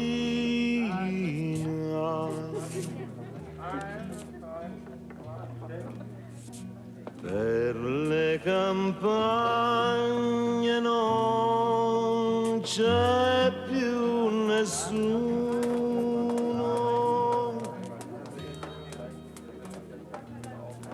Addio, addio, amore. Io vado via. Gloria! Amara terra mia, amara e bella.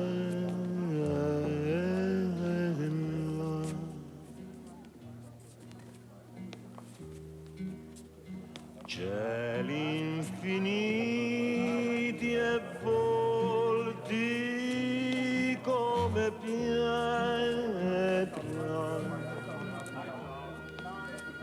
mani incallite ormai senza speranza. Jetzt geht's mir wieder gut. Addio, addio, amore. Io vado via. Aber trotzdem lass ich mich nicht einwickeln. Von wem lässt du dich nicht einwickeln? Von Siskins.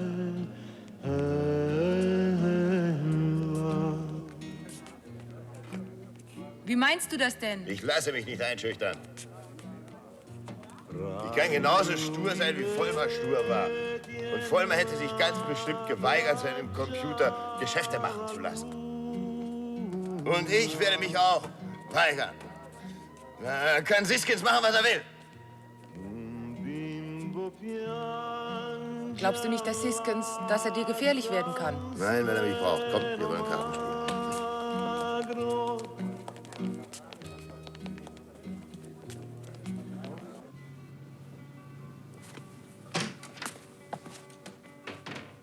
Guten Morgen, Fred. Morgen, Fräulein Form. Danke, danke. Post? Nein. Brauchen Sie eine Kopfschmerztablette? Nein. Wichtige Anrufe? Nein. Außer dass Siskins Sie dringend erwartet. Fräulein Fromm? Ja, bitte? Ich hab wohl gestern Abend ziemlich wirres Zeug geredet.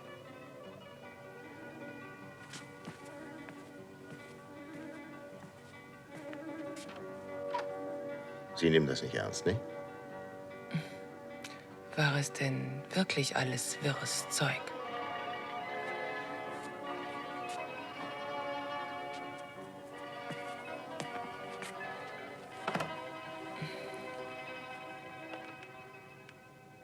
Also, was ist? Ich brauche Ihre Hilfe.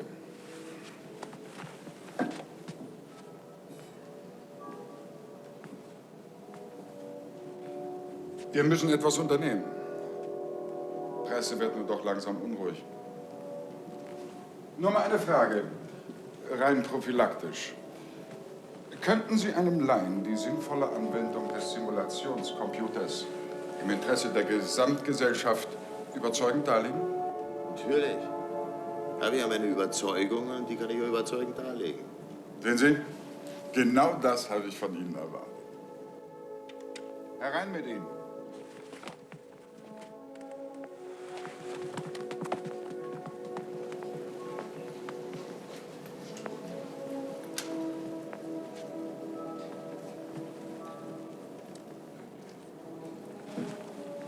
Mein Mitarbeiter Dr. Stiller und ich haben eine Erklärung über das Simulationsmodell abzugeben. Danach ist für die Damen und Herren Journalisten eine kleine Erfrischung vorbereitet. Durch ein Missverständnis ist es zu einer in der Öffentlichkeit vielleicht etwas verwirrenden Meldung in der Presse gekommen. Wir wollen die Gelegenheit nutzen, um dieses Missverständnis aus der Welt zu schaffen. Dr. Stiller hat das Simulationsmodell mit Professor Vollmer entwickelt. Dr. Stiller wird Ihnen jetzt einige Sätze zu dem neu entwickelten Computersystem sagen. Es handelt sich streng genommen nicht um einen Computer im herkömmlichen Sinn, sondern um ein elektronisches Simulationssystem von extremer Speicherfähigkeit. Einem Wort Professor Henry Vollmers zufolge haben wir mit diesem System den qualitativen Sprung zum gewissermaßen autonomen Computer getan. Wir haben eine eigene künstliche Miniaturwelt aus Regelkreisen, Schaltungen, elektronischen Impulsen, Reflexen geschaffen, die im Funktionsfall ihr eigenes Leben zu führen imstande ist. Nach unseren Spielregeln, aber ihrer eigenen Dynamik folgend. Mal konkret, Dr. Stiller. Was kann man mit dem Ding anfangen? Begreiflicherweise denkt Dr. Stiller mehr in wissenschaftlichen Kategorien. Aber wenn Sie Einzelheiten über die Sicht des Praktikers wissen wollen, stehe ich Ihnen gerne zur Verfügung. Nur zu, Dr. Stiller. Wir würden es gern von Ihnen hören. Ich will es versuchen. Als Denkvorstellung muss man sich das Innere unseres Simulationsmodells, wir nennen es kurz Simulacron, als verkleinertes, repräsentatives Abbild unserer Gesellschaft vergegenwärtigen.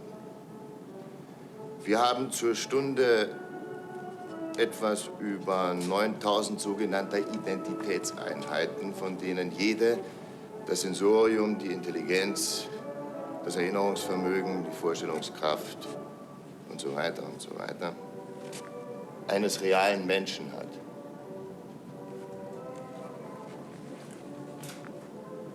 Wir haben mit Simulacron, kurz gesagt, ein winziges Universum unserer selbst. In dieses Universum nun können wir bestimmte Impulse einspeisen, und damit komme ich zu Ihrer Frage herum, die dieses Universum zu ganz bestimmten Reaktionen veranlassen. Reaktionen, die exakt unsere eigenen menschlichen Reaktionen wären, wenn wir nur 20 Jahre warten würden. Das heißt, wir können Simulacron benutzen, um genau die Fehler zu vermeiden, die wir sonst in 20 Jahren machen würden. Beispielsweise. Wir können uns also, um ganz konkret zu werden, von Simulacron informieren lassen, welche Konsumgewohnheiten in 20 Jahren herrschen werden, welche Wohnbedürfnisse sich entwickeln werden, welche Verkehrssysteme sich als untauglich erweisen und welche die für die Menschen tauglicheren wären. So kann man beispielsweise auch ausrechnen, ob man in 20 Jahren mehr Stahl oder mehr Kunststoffe braucht. Das kann man natürlich. Und zu gegebener Zeit werden diese Daten den Produzenten auch zur Verfügung gestellt werden, schon um kostspielige volkswirtschaftliche Fehlinvestitionen zu vermeiden. Was verstehen Sie unter gegebener Zeit? Aber Sie wissen doch, meine Herrschaften, dass es sich bei diesem Forschungsprojekt um einen staatlich initiierten und finanzierten Auftrag handelt, über dessen Einsatz wir nicht zu entscheiden haben. Wir betrachten uns lediglich als ausführendes Organ im Dienste übergeordneter Interessen. Es gibt weiterhin offene Fragen, Siskins. Ihre Beziehungen zur Vereinigten Stahl AG. Gewiss. Immer bleiben Fragen offen. Deswegen wird ja geforscht, um Antworten zu finden. Hier in unserem Institut kommt es darauf an, alle Energien dem Entwurf einer besseren, neuen, menschenwürdigeren Welt zu widmen, um Herrn Stillers und unser aller Erwartungen zu erfüllen. Und jetzt der Imbiss.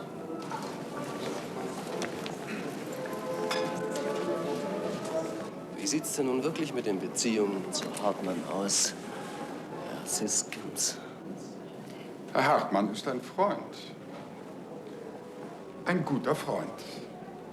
Privat, Herr Rupp. Ganz privat.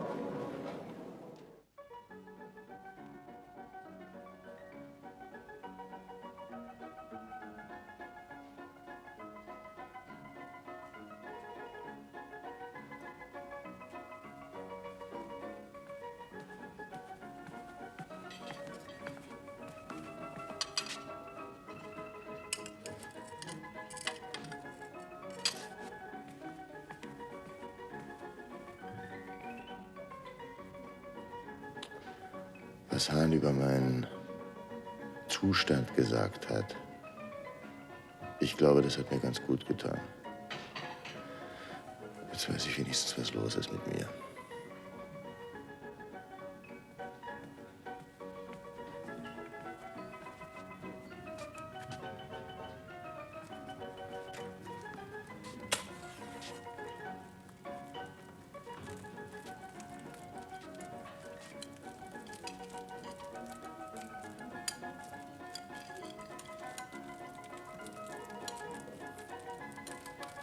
Es geht dir bestimmt bald besser, Fred.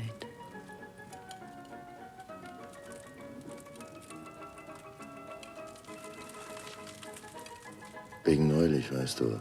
Es tut mir leid, ehrlich. Ich war wirklich ziemlich kaputt. Hahn sagt, paranoid. Wahrscheinlich hat er recht. Mein Gott, bin ich froh, wenn jetzt alles wieder gut wird. Ja, und weißt du, jetzt nach diesen ganzen Pressegeschichten, Fernsehen und so, ich kann nur hoffen, dass er sich damit selbst in die Falle manövriert hat. Was meinst du? Hoffentlich hast du recht. Entschuldige mich einen Moment. Natürlich.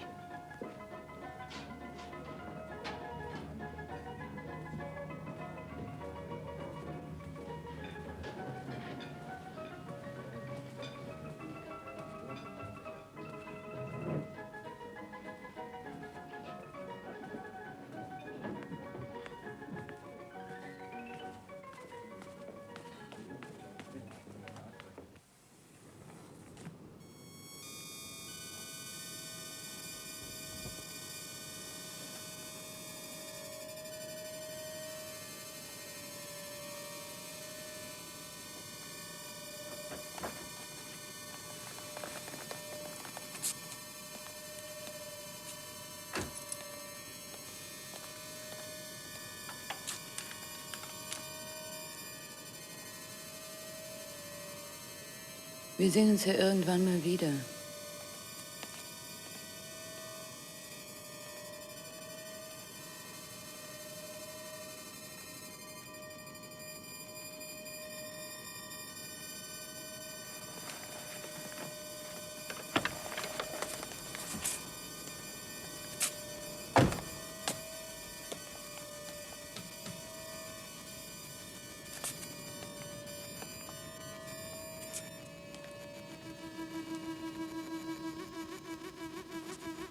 Eva? Eva? Eva?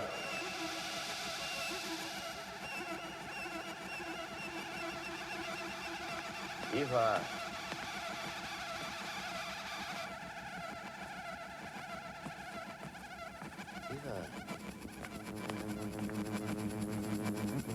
Eva?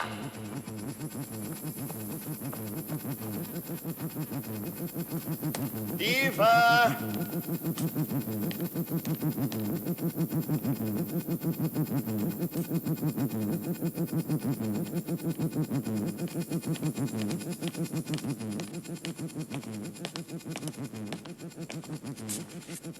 Eva! Sag doch was!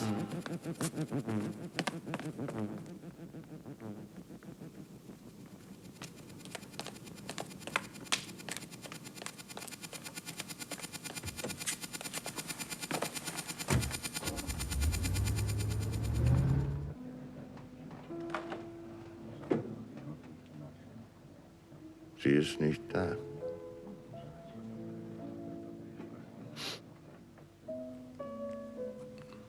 Kann ich mal Feuer haben, bitte?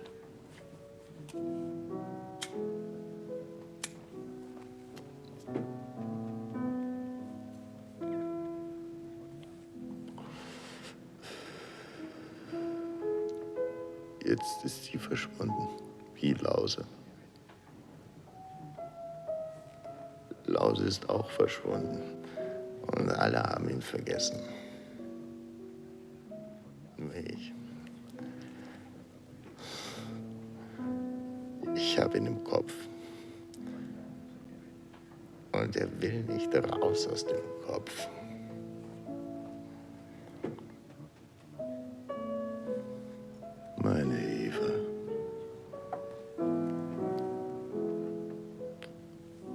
Meine liebe kleine Eva.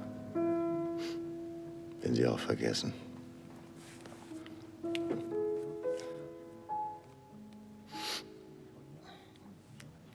Aber in meinem Kopf, da bleibt sie drin.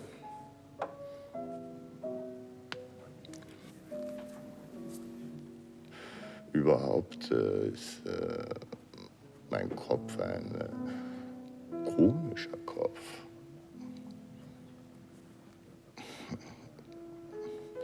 Da sind Sachen drin, die gehen in keinen anderen Kopf rein.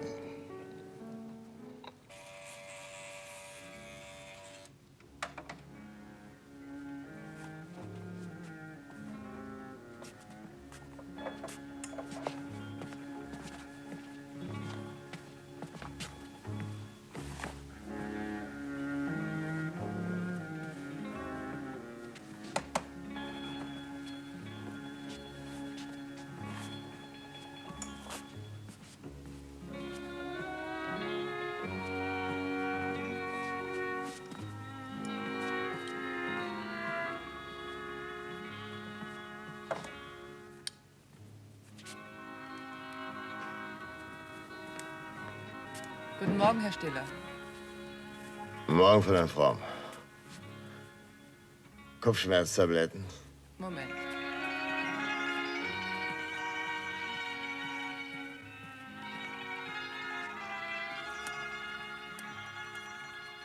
Ich habe gestern den ganzen Abend versucht, Sie zu erreichen. Nee? Siskins will was von Ihnen. Siskins? Wo waren Sie denn? Haben Sie sich mit Eva Vollmer getroffen? Auf alle Fälle. Sie sollen sofort zu Siskins kommen. Es ist wichtig.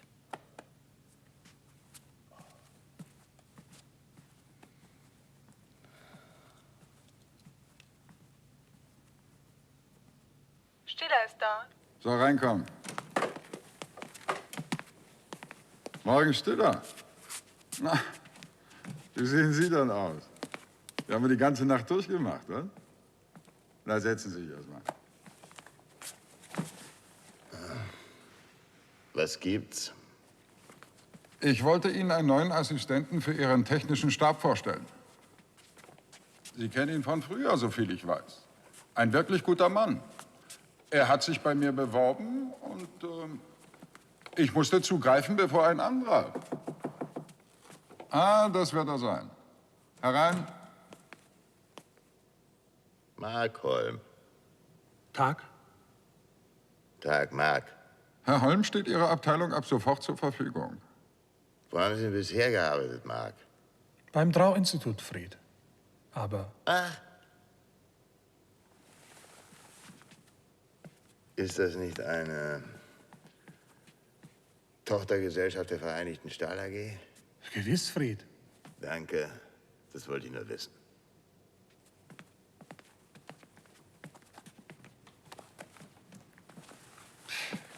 Tja.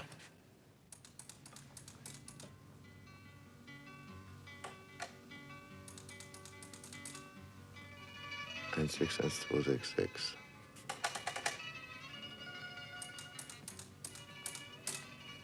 Eins 61266.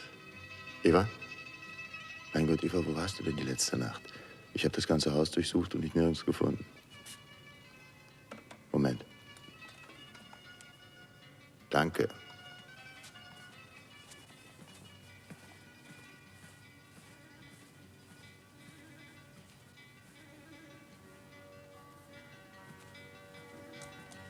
Also, wo warst du? Natürlich bin ich im Haus gewesen, Fred. Ich habe mich auf die Couch gelegt und bin sofort eingeschlafen. Du hast mich nur nicht gefunden.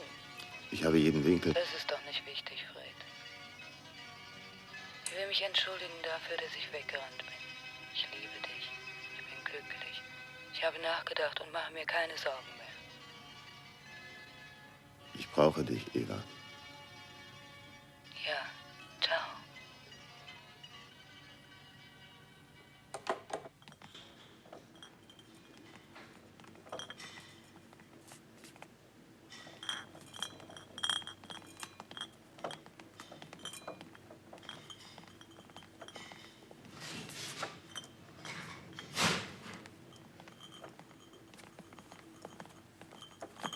Hallo, Fred. Ich hab dich schon gesucht.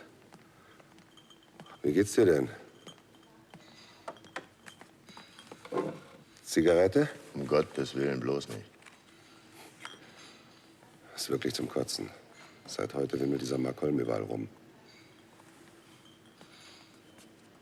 Mach jetzt eine Kontaktschaltung zu Einstein. Will endlich wissen, was mit dem Jungen wirklich los ist. Kommst du mit, Fred? Nein, heute nicht. Okay. Bis später.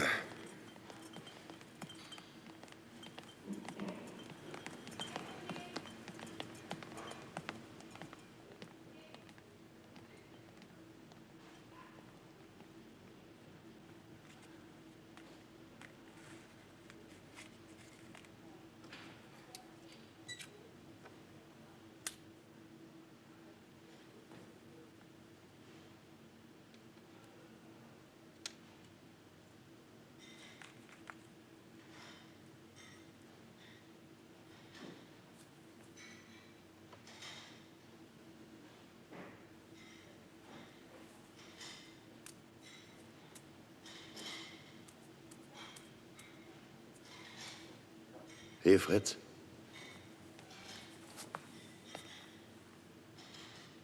Fritz, was ist denn los? Fritz?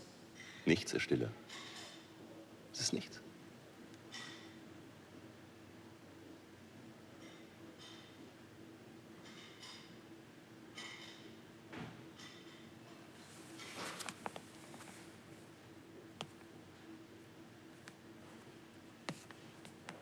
Sie sind nicht Fritz Walfang. Sie sind Einstein. Mein Gott, was soll das denn? Lassen Sie mich los, bitte. Ich will nicht mehr zurück. Das ist meine einzige Chance. Ich will ein Mensch sein. Und ich werde es schaffen.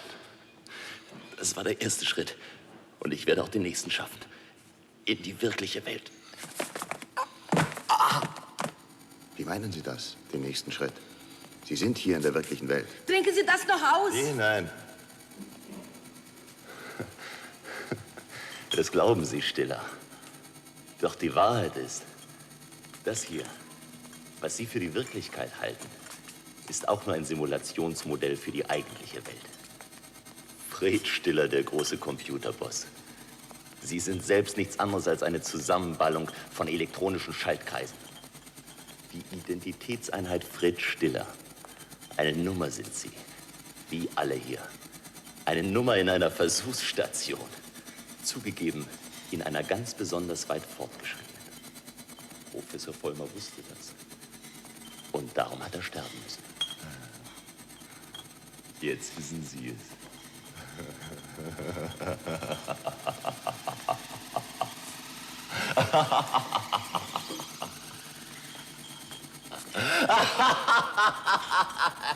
Das ist nicht wahr.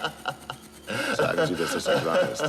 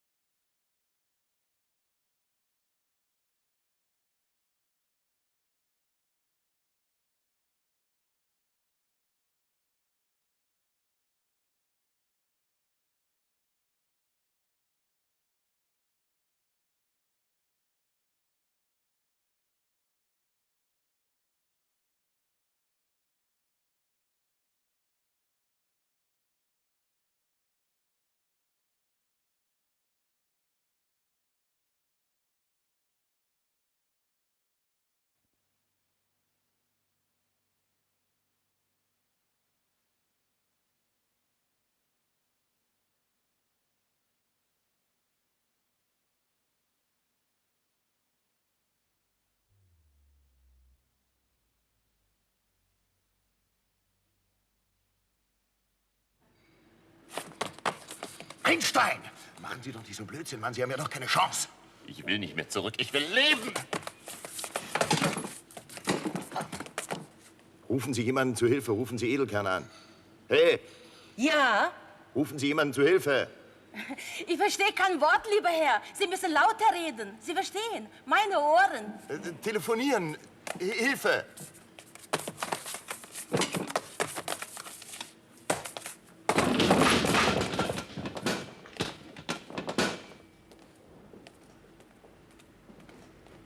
Edelkern, hier Stiller.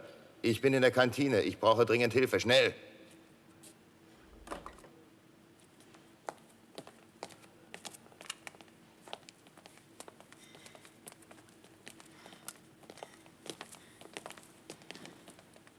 Was ist denn los, Fred?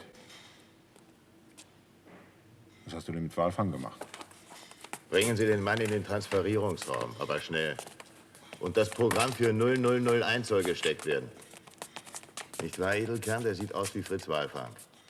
In Wirklichkeit ist es aber die Identitätseinheit 0001.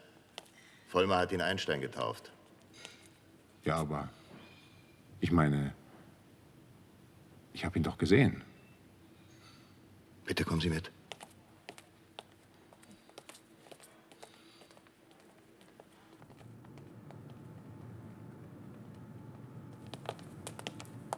Sind Sie soweit? Fast. Lassen Sie mich mal ran. Ich konnte doch nicht wissen, dass... Was konnten Sie nicht wissen, Holm? was da passieren kann. Was um Gottes Willen ist denn eigentlich passiert? Achtung. Moment, Ruhe. Geht was? Nein, aber... Schon gut. Ich wollte doch nur ausprobieren, ob ich mich auch noch dazuschalten kann. Und dabei? Ja. Und dabei hat sich das Bewusstsein der beiden ausgetauscht. Jetzt müsste er gleich da sein.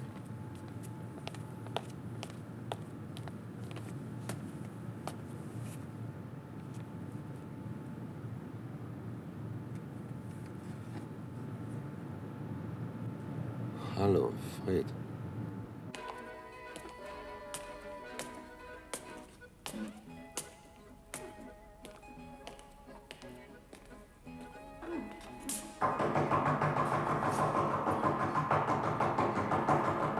Sie bemühen sich umsonst, sie ist nicht da. Wieso?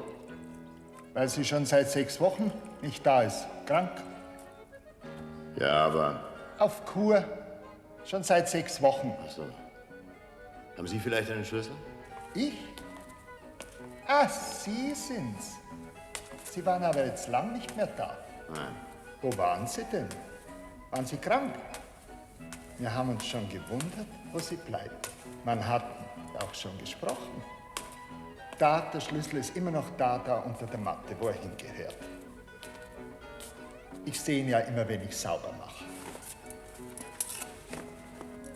Das obere Schloss. Bitte nach ihm, Sie kennen ja den Weg.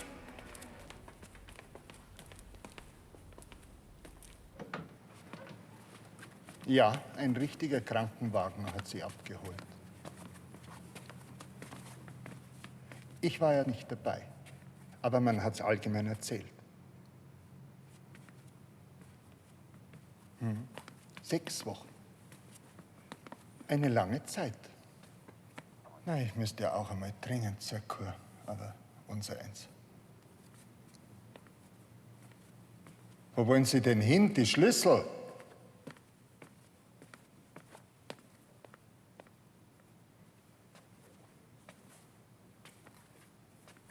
Sonderbar. Früher war sie von einer peinlichen Ordnung. Hübsch die kleine Bar, nicht? Wie man's nimmt. Doch, doch, sie ist schon hübsch. Besonders nachmittags, wissen Sie. Wenn all die anderen Leute noch arbeiten. Und es gibt einem so ein Gefühl von... Ist das Ihr Trick, ja? Was für ein Trick? Eine Bekanntschaft zu machen. Ach nein. Ich bin ja nicht so festgelegt. Im Gegenteil. Ich habe so ein bisschen was von einem Chamäleon, verstehen Sie? Verstehe. Ich passe mich an.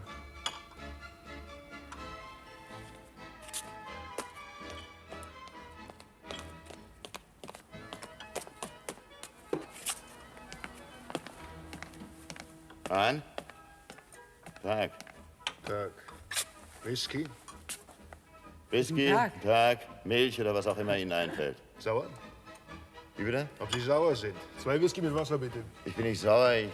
Bei euch hat es heute eine Panne gegeben, ne? Hat es. Komisch. Ich für meinen Teil hatte immer geglaubt, dass mit dem Austausch von Bewusstsein wäre so ein utopischer Witz. Witz? Na bitte, ein ziemlich intelligenter Witz, aber... Das ist kein Witz. Scheint Sie ganz schön mitgenommen zu haben, das Ganze. Nein. Nein? Das nicht, aber... Immer raus mit der Sprache. Sie haben doch was. Ich weiß, woran Vollmer gestorben ist. Na klar, an Hochspannung. Ja, an Hochspannung. Ja. Ich dachte, Sie wollten mir was sagen. Er hat es nicht aushalten können. 800 Volt, oder? Entschuldigung. Hätte man ja auch schon früher drauf kommen können. Worauf? Naja, die Leute in unserem Simulationsmodell, die glauben ja auch, dass ihre Welt die einzig wirkliche sei. Ja und? Wer sagt uns denn, dass dies hier nicht auch ein Computer ist? Sie, ich, alle hier. Vielleicht sind wir auch nur elektronische Schaltkreise. Die Identitätseinheit 3.124.000, genannt Hahn. Na, wie klingt das denn? Ganz schön besoffen. Der Whisky, die Erdnüsse, alles künstlich. Natürlich. Warum essen Sie denn plötzlich so schnell? Sind Sie nervös? Ich? Nein. Ich denke nur gerade für künstliche Erdnüsse schmecken die ganz gut. Ach, meine Güte, jetzt steigen Sie auch noch drauf ein. Wissen Sie, was Sie haben, Hahn? Eine Macke. Natürlich. Eine künstliche Macke.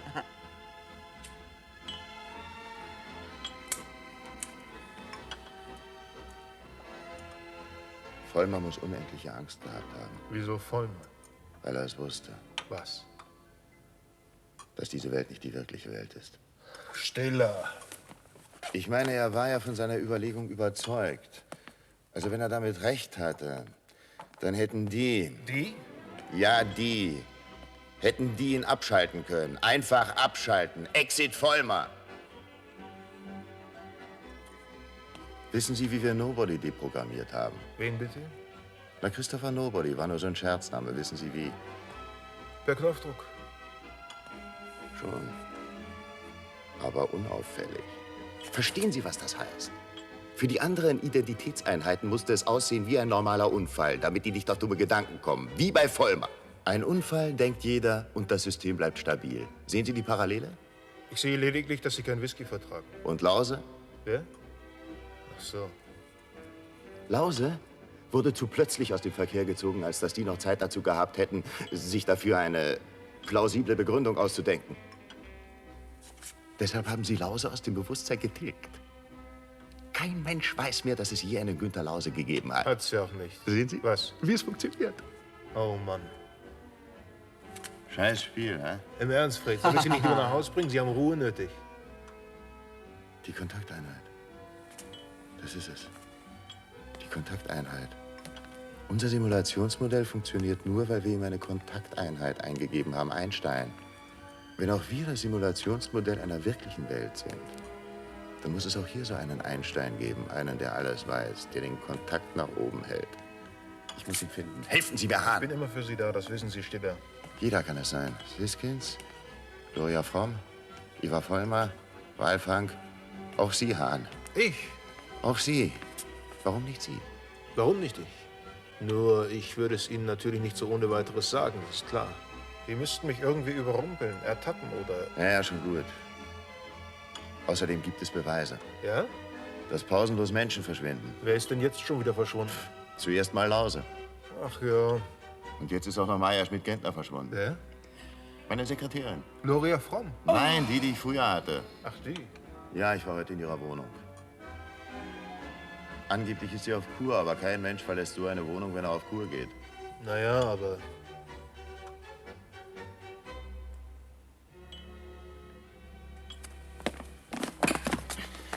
Kommen Sie, ich zeig sie Ihnen. Meinetwegen. Zahlen bitte.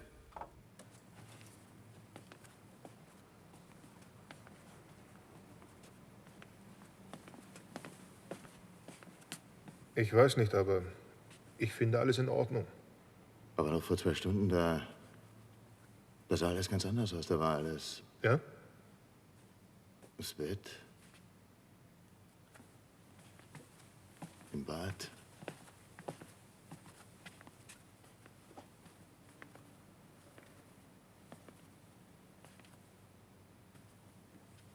Fred. Du?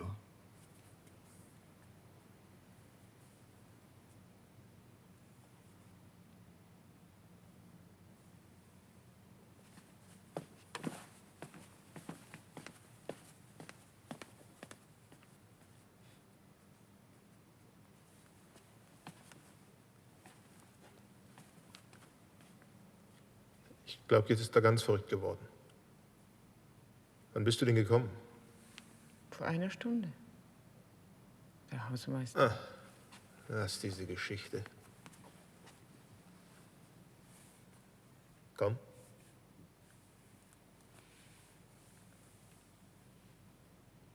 An welchem Tag genau soll denn der Artikel drin gewesen sein? Am 31. Mai. Am 30. Mai ist der Weltuntergang. Uschi? Ja? Den Maiband bitte. Sofort. Wie geht's dem Computer? Es geht. Und Siskins? Ah, danke, gut. Immer noch mit Hartmann befreundet? Möglich. Warum nicht? Es gibt schlechtere Gründe für eine Freundschaft. Ja, wahrscheinlich. Hören Sie mal zu, Stiller, ich tue Ihnen auch gerade einen Gefallen. Und da können Sie mir noch mal ein paar Informationen rüberreichen. Ich bin eben kein guter Geschäftsmann. Gibt's konkrete Absprachen zwischen Siskins und der Vereinigten Stahl? Danke. Ich denke schon. Nur Fotokopien davon kann ich Ihnen leider nicht liefern, wenn Sie das meinen. Sagen Sie, das offizielle Simulationsprogramm enthält doch sicherlich Hochrechnungen, die auch für die Vereinigte Stahl aufschlussreich sein könnten. Ich glaube schon. Ah, 31. Mai. Hier steht ja ein ganz anderer Artikel. Zeigen Sie mal her. CES. Christoph Simon, unser Korrespondent in Rom. Ein anderer Tag kann es nicht gewesen sein. Nein. Sehen Sie, meine Damen und Herren, hier sind unsere Reporter. Sie sind es, die die Geschichten machen. Sie bearbeiten kurze Meldungen, den Brühwürfel einer Nachricht sozusagen, und Sie lösen ihn auf in Storys, bringen die Hintergründe, sofern vorhanden. Und von da wandert dann das Manuskript, wenn es redigiert ist, in die Setzerei, die wir jetzt gleich sehen werden. Vielen Dank und auf Wiedersehen. Wiedersehen. Sagen Sie, hat es am 31. Mai noch eine andere Ausgabe gegeben? Sind beide abgeheftet. Wenn die vorgegebenen Hochrechnungen für Hartmann nicht ausreichen, könnte man noch zusätzliche einprogrammieren. Könnte man, wenn man will. Hier hat es gestanden, auf dieser Seite. Aber da ist wieder dieser Artikel mit CS. Und will man? Mann vielleicht. Ich nicht. Wie vom Erdboden verschwunden. Ich kann mich ganz genau erinnern, wirklich. Wie vom Erdboden verschwunden, keine Ahnung wirklich. Rauschgiftring in Rimini aufgeflogen. Klingt vielleicht langweiliger, aber immerhin steht's da, schwarz auf weiß.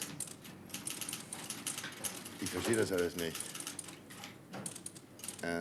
Können Sie nicht bei diesem... Christoph Simon. Ja, können Sie nicht bei dem mal feststellen, ob er diesen Artikel wirklich geschrieben hat? Hören Sie mal zu, ich mache mich doch nicht lächerlich. Okay, wenn es der Wahrheitsfindung dient. Bitte. Uschi, Ja? schick ein Fernschreiben an Christoph Simon nach Rom und frag, ob es zu seinem Artikel vom 31. Mai über die Rimini-Affäre was Neues gibt. Okay. Ich bringe Sie noch zum Fahrstuhl.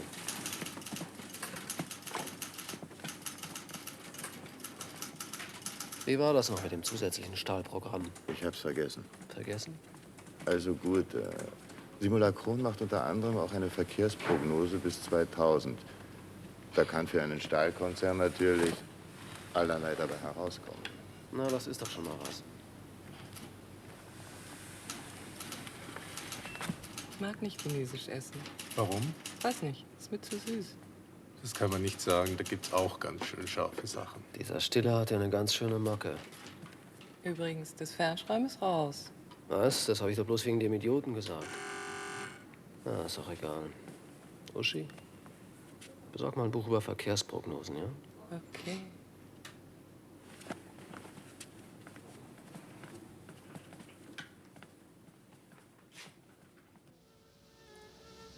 Fred, Ja. du schaust mich schon die ganze Zeit so seltsam an. Ist was? Ja? Ich weiß nicht. Ich habe Kopfschmerzen. Leg dich doch hin, wenn du Kopfschmerzen hast.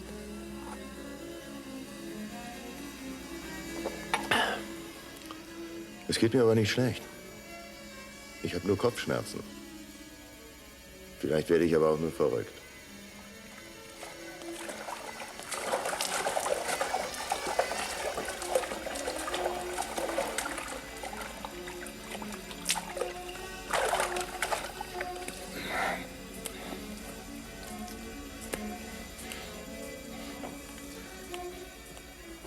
Die Arbeiter wollen weiterhin streng nach Vorschriften arbeiten, um auf diese Weise ihre Lohnforderungen zu unterstützen. Aus zuverlässiger Quelle will der Tagesanzeiger erfahren haben, dass der Leiter des anerkannten Instituts für Kybernetik und Zukunftsforschung, Herbert Siskins, in enger Verbindung zu einem bestimmten Industriekonzern stehe.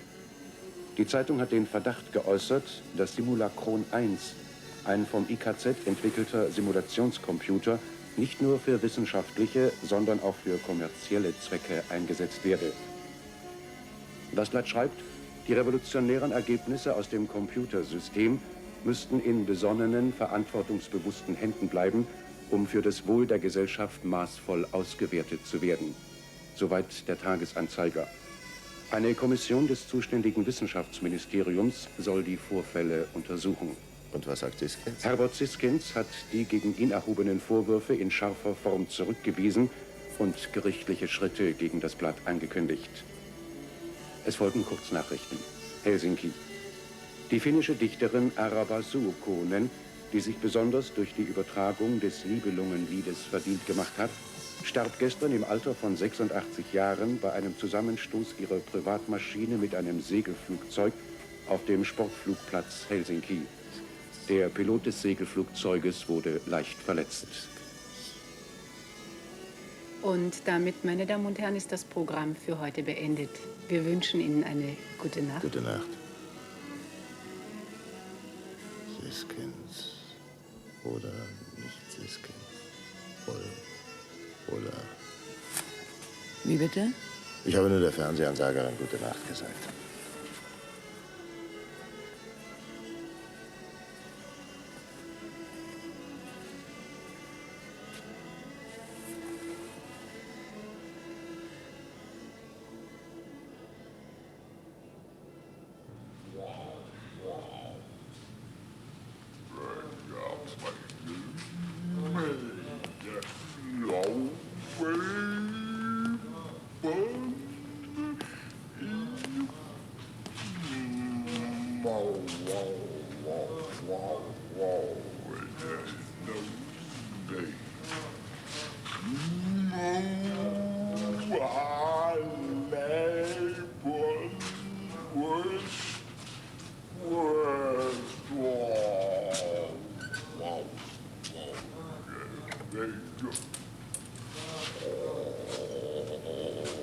Hier ist Stiller, geben Sie mir Siskins.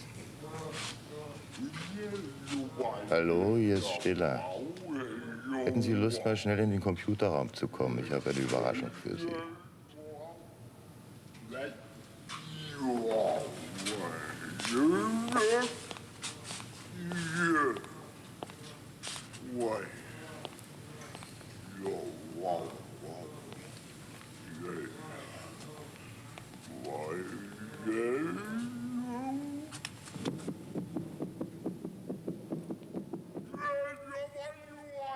Da sind Sie ja. Was gibt's denn? Jessie regelte ihren Körper auf dem Sofa. Was denn das? Und sie spielte Wissen Sie? nebenbei an ihrem Kleid. Habe ich selbst einprogrammiert. Interessant, ne? Ja, allerdings. Sehr interessant. Na, ist das komisch. Das kommt Ihnen komisch vor, ja? Wie viele Siskins gibt es denn jetzt, ne? Ich habe keine Ahnung. Haben Sie noch ein paar einprogrammiert? Nein. In dieser Welt ist das der Einzige. Hier sind Sie der Einzige. Und oben? Wo oben? Ah. Sie wissen nicht, wo oben und unten ist. Sie reden Unsinn, still. Na, hier ist oben und das ist unten. Oder wie tief runter geht's dann noch? Es könnte endlos tiefer gehen. Ja, das stimmt allerdings.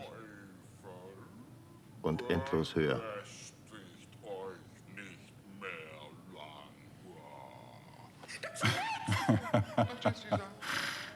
Na, ist das komisch. Was macht denn jetzt? Stiller! Hey, Stiller! Na ja, ist doch ganz imposant, Herr Siski. Hm? Immerhin. Ich begann dann meine Pläne durchzuführen. Jessys Augen glänzten nach der Liebelei. Und sie flüsterte vielleicht, du, vielleicht ist das Sofa breit genug für 3.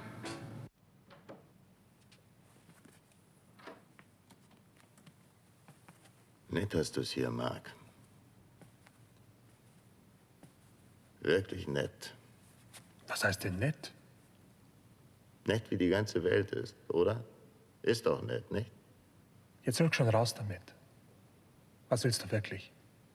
Ich weiß Bescheid, Mark. Du kannst mit der Komödie aufhören. Was weißt du?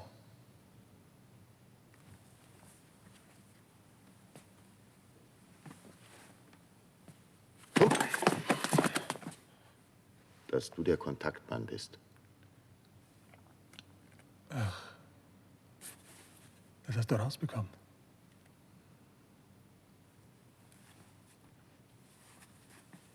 Auch gut.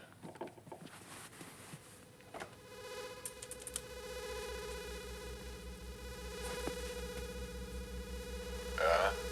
Ich wollte nur sagen, Stille ist dahinter gekommen. Ah. Ich möchte ihn sprechen. Ja, gern. Er will dich sprechen.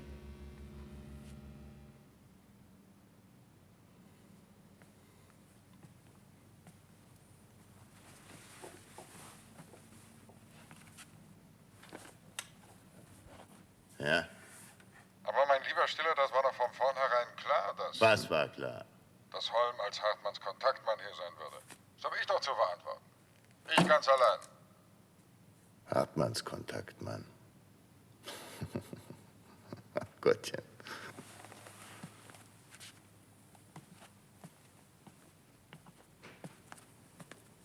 Siskins? Was war denn? Scheint eine ganz hübsche Macke zu haben, der gute Fred. Ist einfach rausgelaufen. Ich glaube, jetzt ist es soweit. Ja, das glaube ich auch.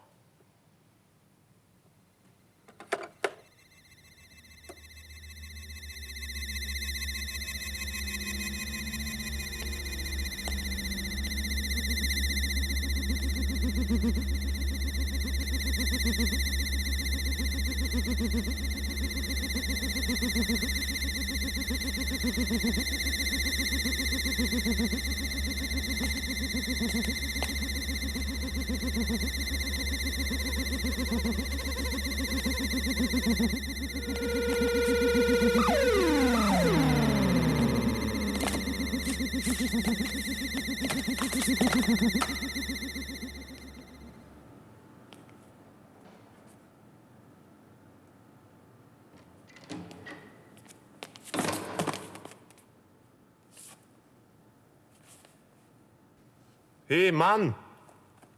Ist die nicht gut? Ist er tot? Nein, nicht ganz. Hey, wachen Sie doch auf! Stimmt. Tot ist er nicht. Danke, es geht schon wieder.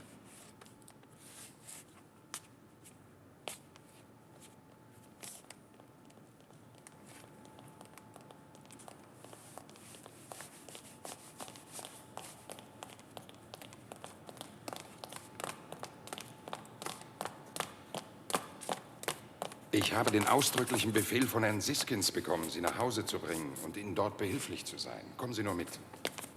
Gehen Sie in Ihre Arbeit, hier gibt's nichts zu sehen.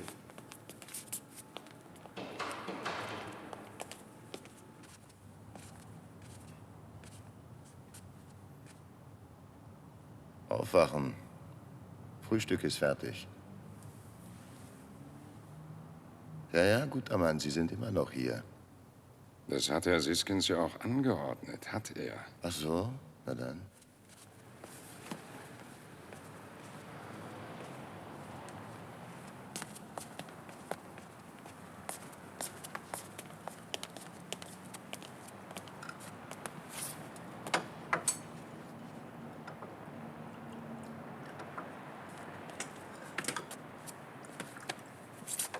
Haben Sie eine Zigarette für mich? Ja.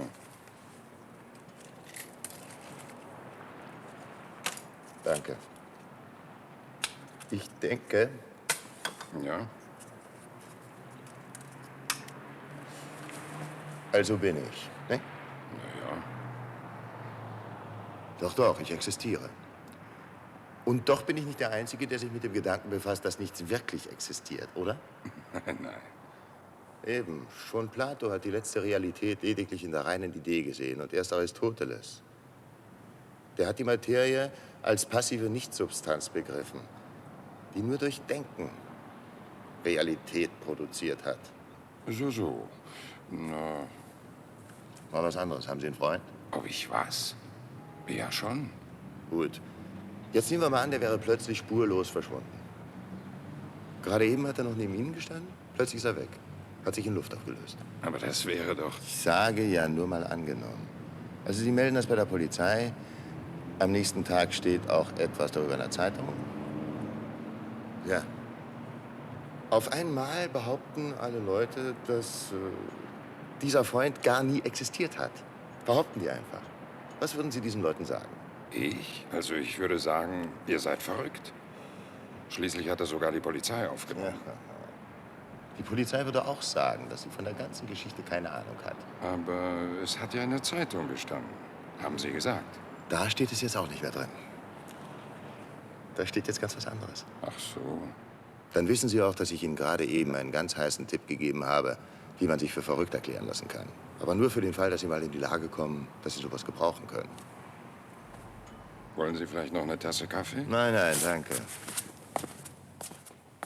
Ich gehe jetzt duschen.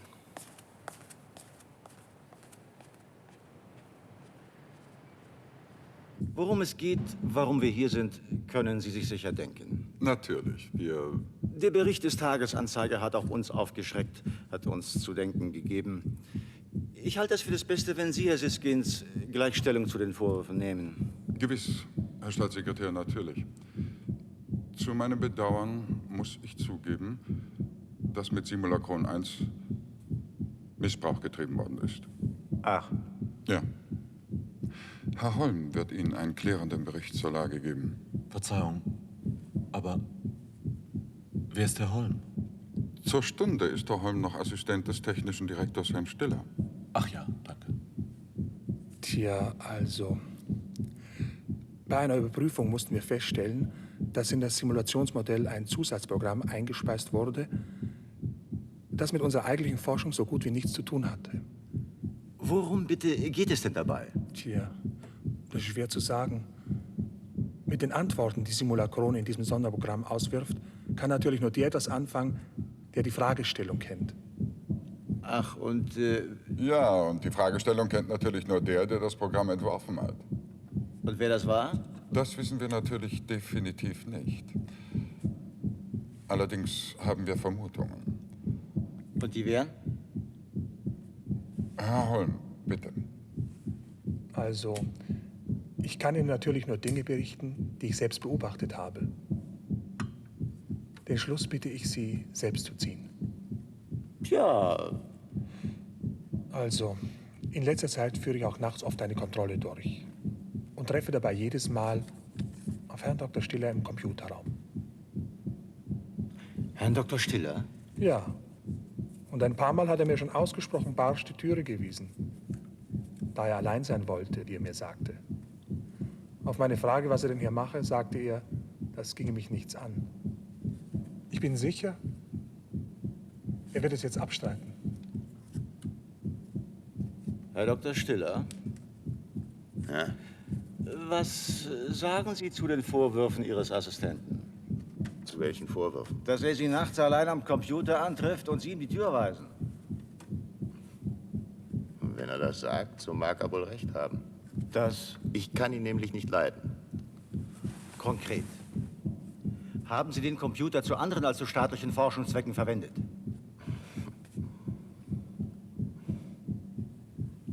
Und wenn? Was würde das für eine Rolle spielen?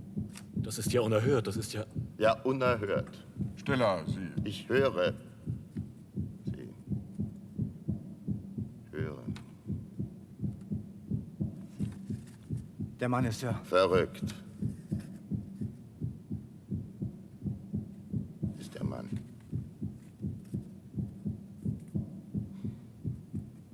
Ist er das? Stopp, Sie ziehen da gerade an Ihrer Zigarette. Sind Sie sicher, dass das eine Zigarette ist?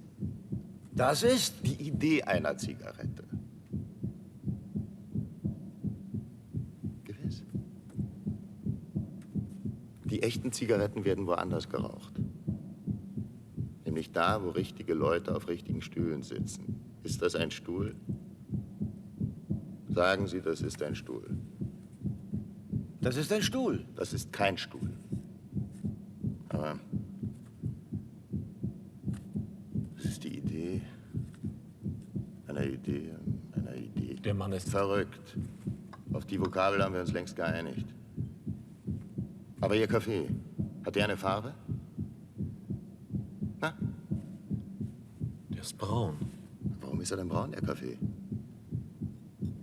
Ja, weil Kaffee eben braun ist. Entschuldigung. Bitte. Aber dieser Kaffee ist nicht braun, weil Kaffee eben braun ist. Sondern weil es irgendwo außerhalb dieses Kastens wirklich Kaffee gibt, der wirklich braun sein mag. Vielleicht ist er aber auch lila und ein Idiot hat den hier braun gemacht, damit die sich totlachen können, wenn sie sehen, wie wir hier braunen Kaffee trinken, Herr Staatssekretär. Sie sind kein Mensch, Sie. Das reicht, Stiller.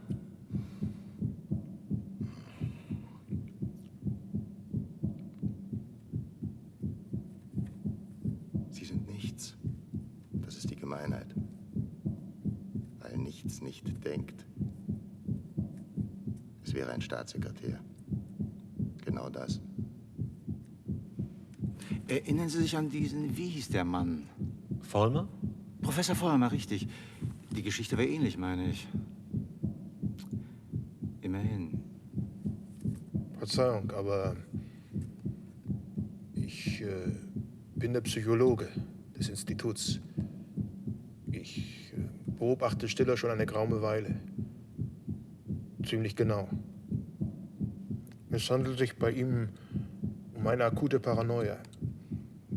Ein extremes Beispiel psychischen Verfalls.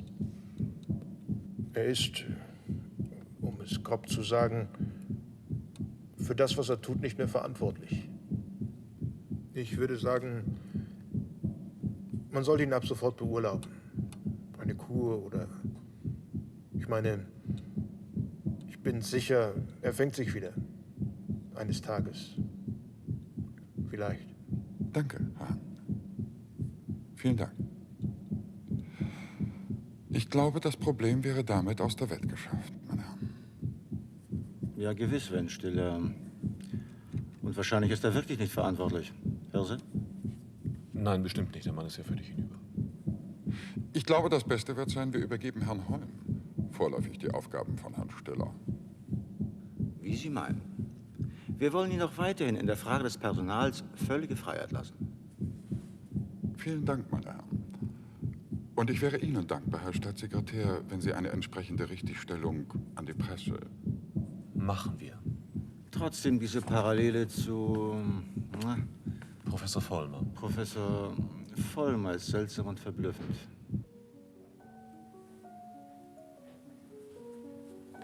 Und jetzt? Nichts weiter, ich bin beurlaubt. Das ist ja wirklich wunderbar. Freie Bahn für Herrn Holm. Na und? Was heißt na und? Du hast dich doch bislang für den Computer interessiert und für das, was damit passiert. Bislang war eins, ab jetzt ist was anderes. Aus dir soll einer schlau werden, Mensch.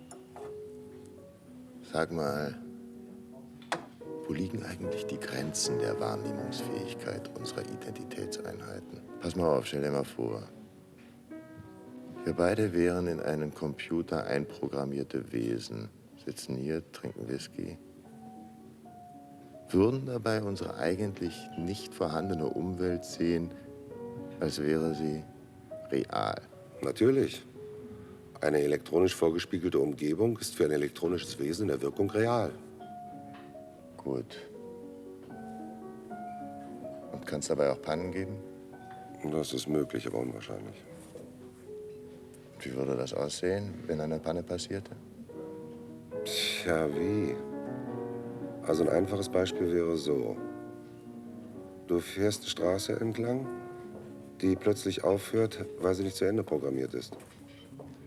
Aber schon nach ein paar Sekunden würde sich für das künstliche Wesen die Straße wieder vervollständigen, weil das Korrekturprogramm Impulse gekriegt hätte. Ist doch ganz klar. Weil nicht sein kann, was nicht sein darf.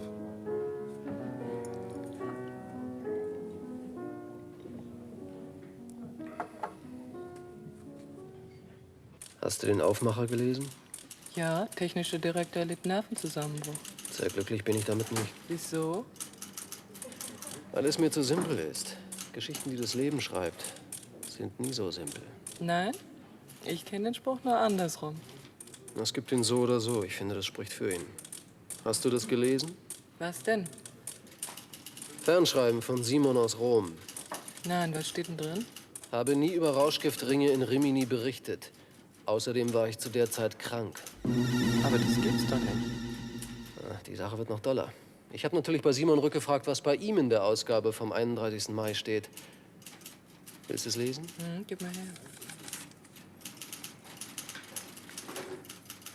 In meiner Ausgabe steht an der Stelle, wie vom Erdboden verschwunden, hoffe dir zu helfen, Christoph Simon. Ich glaube, ich werde verrückt. Ich werde das Gefühl nicht los, dieser Stiller läuft an einer Riesenintrige. Siskins ist offensichtlich ein größerer Gangster, als ich dachte. Ich wollte Ihnen nur Ihre Sachen bringen. Danke, sehr nett von Ihnen. Fred, es tut mir so leid. Was? Ihre Beurlaubung. Vor allem, ich bin auch ein bisschen schuld dran. Wieso denn? Ich habe für Siskins spioniert. Ich musste ihm alles sagen, was Sie mir damals im Rausch erzählten. Und sonst auch. Natürlich. Aber Gloria, das habe ich doch längst gewusst. Und trotzdem?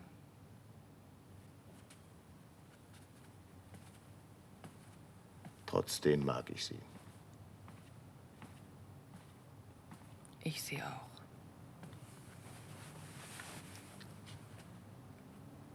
Whisky. Ja, gern.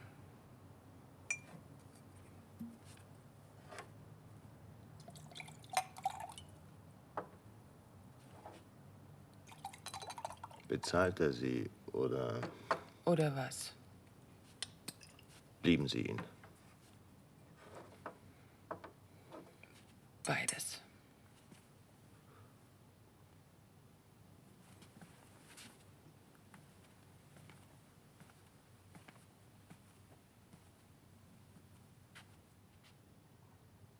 Sie sind wenigstens ehrlich.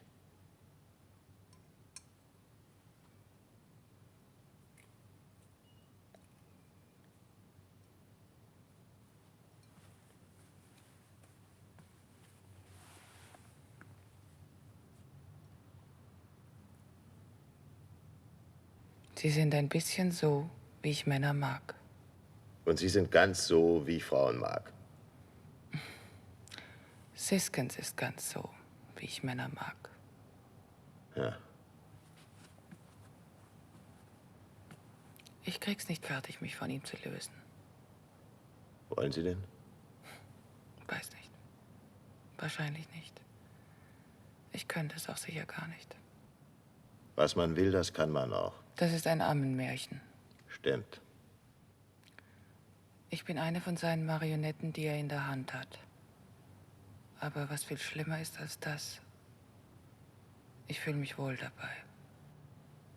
Wenigstens nachts. Wollen Sie mit mir schlafen? Ja.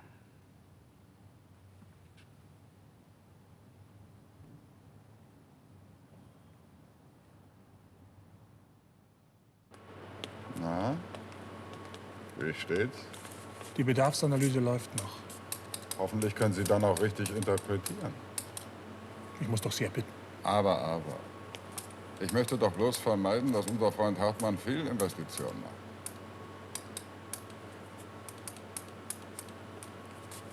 Ich habe Ihnen doch gesagt, Sie haben hier nichts mehr zu suchen. Hauen Sie ab, Mann. Ich bin für diesen Bereich immer noch zuständig, Herr Holm. Mein Platz ist hier. Werden Sie nicht unverschämt. Ich werde nicht unverschämt. Gar nicht. Ich will bloß meine Arbeit tun, für die ich bezahlt werde. Wofür Sie bezahlt werden, guter Mann, das bestimmen wir. Da täuschen Sie sich ganz und gar, guter Mann. Ich habe einen Vertrag, der meinen Aufgabenbereich ziemlich genau abzirkelt. Verträge, Herr Walfang, kann man lösen. Oder brechen. Wie den von Herrn Dr. Stiller. Was hat denn das Ganze mit Herrn Stiller zu tun? Ich denke doch eine ganze Menge. Was? Wie was? Was? Was? Und außerdem Stiller ist beurlaubt. So, na ja, das ist eine Sache für sich. Und bestimmt eine Riesensauerei, was ihr da mit Stiller gemacht habt. Sie gehen sehr weit, Herr Walfang. Gemacht habt. Aber was mich persönlich interessiert, warum sind Sie eigentlich so krampfhaft bemüht, mich vom Computer fernzuhalten? Weil Sie nicht gut sind. Deswegen. Das ist der einzige Grund. Und jetzt, wenn ich bitten darf, wir haben zu tun. Okay, guter Mann. Aber wir sprechen uns noch. Auf Wiedersehen, Herr Siskins. Wiedersehen.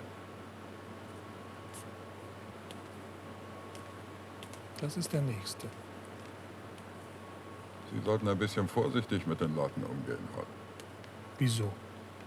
Es gibt Betriebsräte, Gewerkschaft. Nur ein bisschen vorsichtig. Na schön. Ich werde mir Mühe geben. Hoffentlich. Na endlich. Passen Sie auf, dass er keine Unruhe stiftet. Geht in Ordnung. Selbstverständlich, Herr Holm.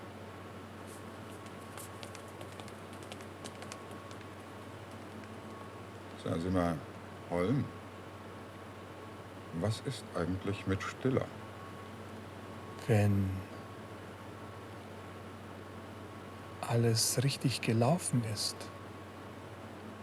dann sitzt er jetzt schon in der Zwangsjacke.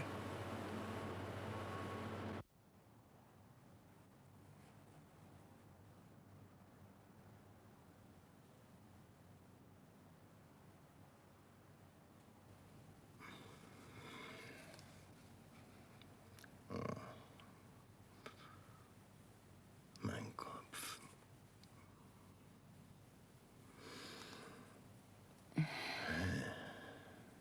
Ja, ich bin's.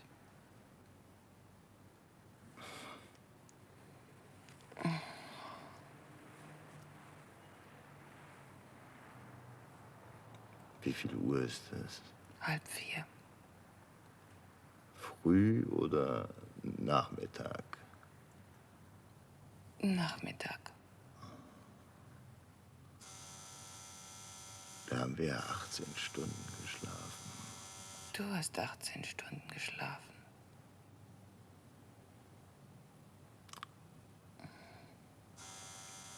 Ich schau mal runter, welcher Idiot da Sturm läutet.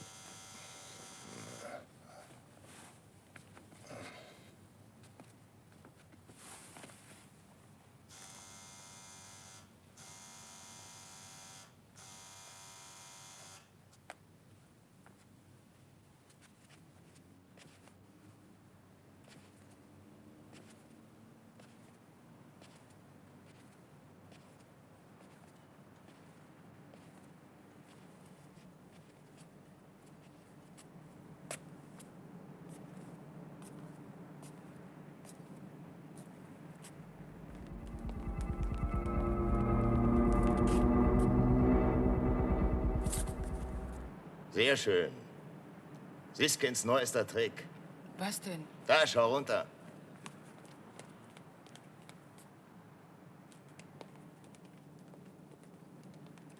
Schnell, du musst abhauen.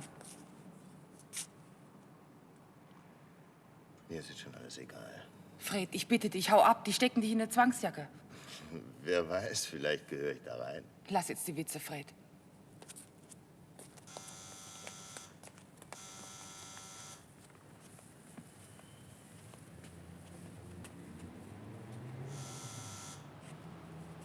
Fred.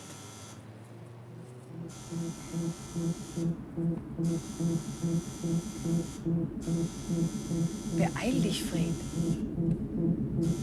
Nimm die Feuerleiter.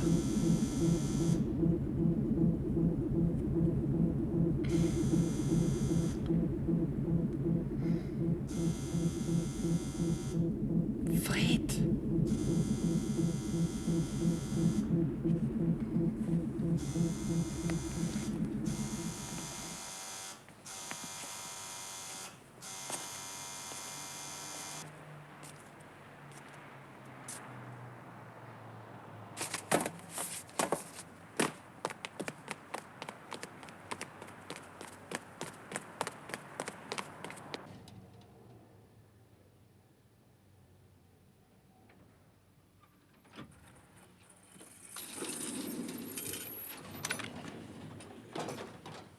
Was kann ich für Sie tun, meine Herren?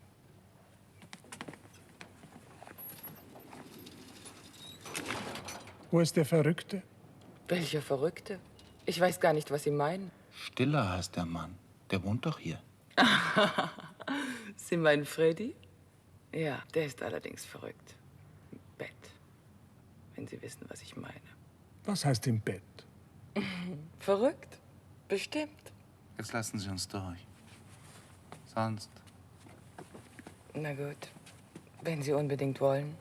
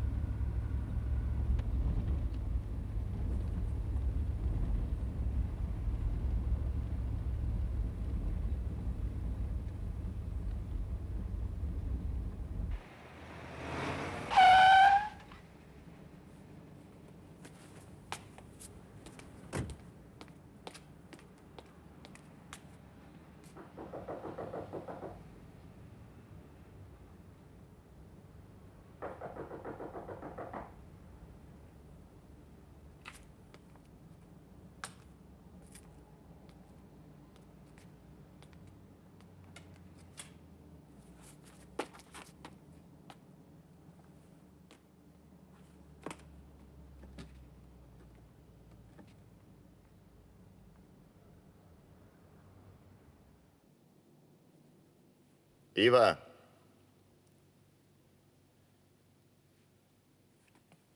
Eva. Eva, Eva, Eva, Eva.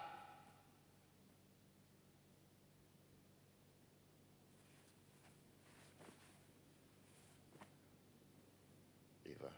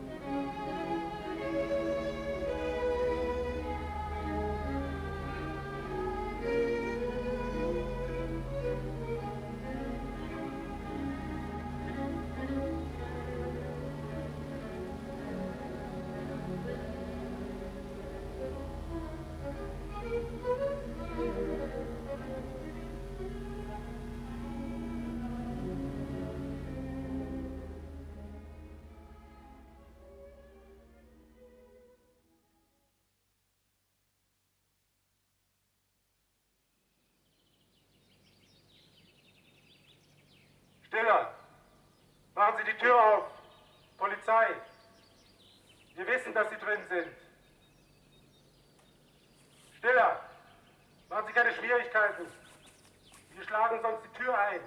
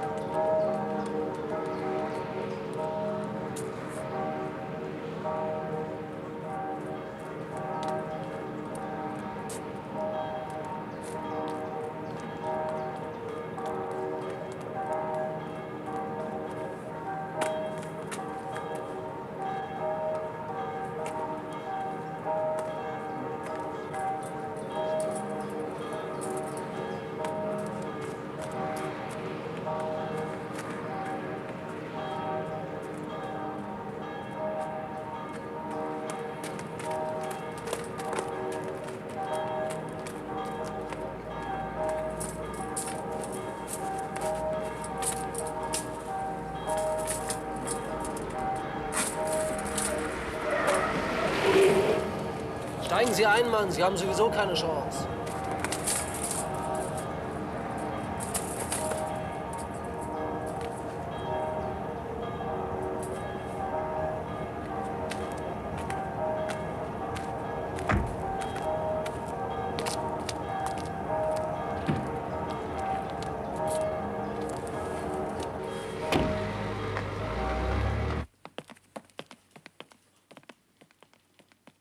Ich bringe Sie in ein kleines Zimmer nebenan, damit Sie niemand sehen kann. Vielen Dank. Mein Gott. Sie? Ja, ich. Was haben Sie denn? Verstehen Sie denn gar nichts? Er ist es. Die Kontakteinheit. Natürlich. Er.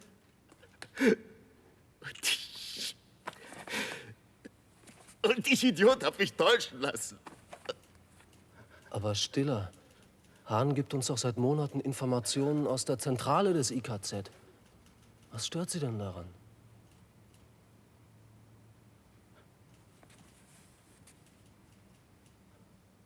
Informationen? Ja, über Siskins und den Computer.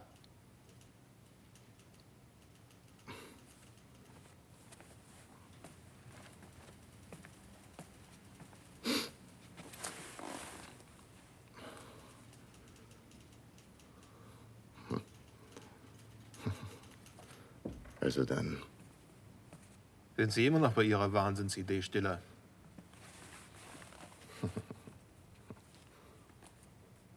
Wahnsinnsidee. That's a good name for the baby. Ich will Ihnen mal was sagen, Hahn. Vollmers Wahnsinnsidee gefällt mir immer besser. Ja, ich weiß schon, was Sie sagen wollen. Ein Verrückter sucht sich seine Beweise, wo er sie findet. Vielleicht bin ich ja wirklich verrückt. Aber Vollmer ist nicht umsonst gestorben. Und wenn er recht hatte, dann Gnade uns Gott oder wer sonst immer. Übrigens, ich habe das Fernschreiben aus Italien. Sie haben, bitte was? Was steht denn drin? Sie hatten recht.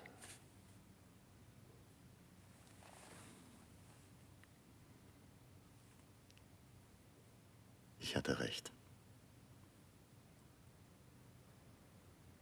Simon hat den Artikel mit der Rimini-Affäre nie geschrieben. In seiner Ausgabe steht ein Artikel mit der Überschrift "Wie vom Erdboden verschwunden". Was? Sehr mysteriös gewiss. Aber hinter dieses Geheimnis kommen wir auch noch, keine Angst. Wann geht der Warnstreik los? Welcher Streik? Der Warnstreik im IKZ, Hahn. Sie selbst. Ach, das. Ich weiß nicht. Morgen, oder? Was haben Sie denn? Ist Ihnen nicht gut? Doch, doch. Es geht mir gut. Noch geht's mir gut. Was für ein Streik? Ein Fritz Walfang hat im Institut so ein bisschen gerührt und agitiert. Die Belegschaft will erzwingen, dass ihre Beurlaubung rückgängig gemacht wird. Meine Beurlaubung rückgängig? Ja, ist doch toll. Eigeninitiative, Solidarität. Sie können stolz sein. Das spielt doch alles keine Rolle mehr. Sie haben recht, Hahn.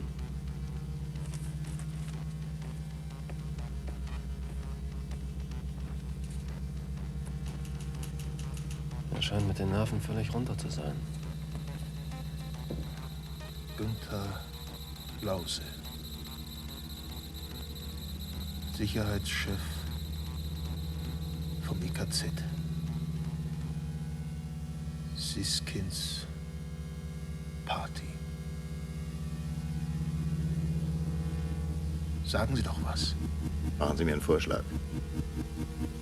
Aber wir können doch nicht beide... Verrückt sein, meinen Sie? Warum eigentlich nicht? Na?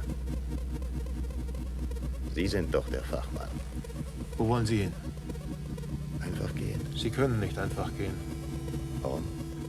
Jeder Polizist hat einen Steckbrief von Ihnen in der Tasche. Na und? Sagen Sie, die Geschichte mit Ihrer sogenannten Kontakteinheit. Ja. Ah, ich meine nur so. Ach. Ich will rauskriegen, wer hier verrückt ist. Wir? Oder die anderen? Na also, das nenne ich ein ehrenwertes Motiv. Kommen Sie. Ich schleuse Sie hier raus. Allein kommen Sie hier keine 5 Schritte weit. Siskins ist es nicht, Holm nicht, Gloria Fromm nicht, Walfang nicht, Hope mit Sicherheit auch nicht. Sie nicht und ich nicht. Und Eva? Das ist lächerlich. Eva Vollmer. Halten Sie bei der Telefonzelle.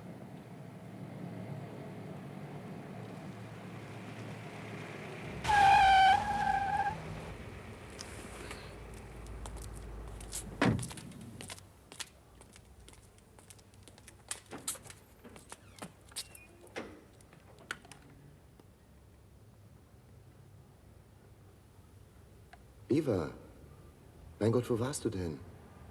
Ich war die ganze Nacht bei dir im Haus. Ich bin durchs Klofenster eingestiegen. Nein, aber ich habe mir halt Sorgen gemacht. Na, ist ja schon gut. Sag mal, können wir uns treffen? Jetzt gleich? Irgendwo.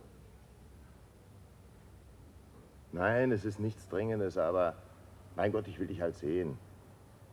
Brauche dich, bitte. Ich bin nicht nervös, Hahn!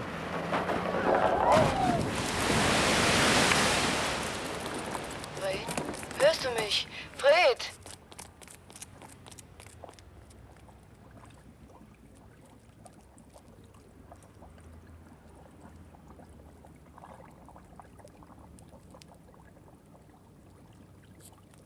Das ist doch Stiller, das ist so der Mörder. Da läuft er weg, der Mörder. Mörder!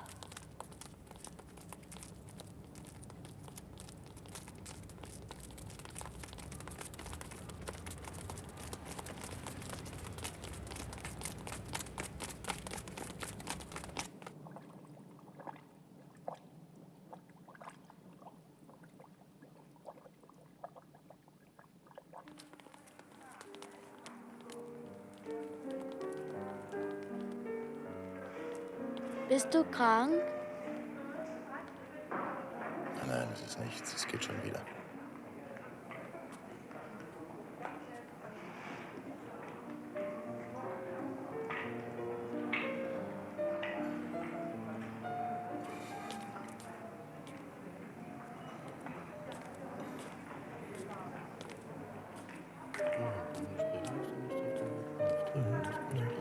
Und wenn ich hören will? Nee, auf dem roten. Auf dem roten zuerst, ja. Auf den grünen. Aber ich kann nicht beides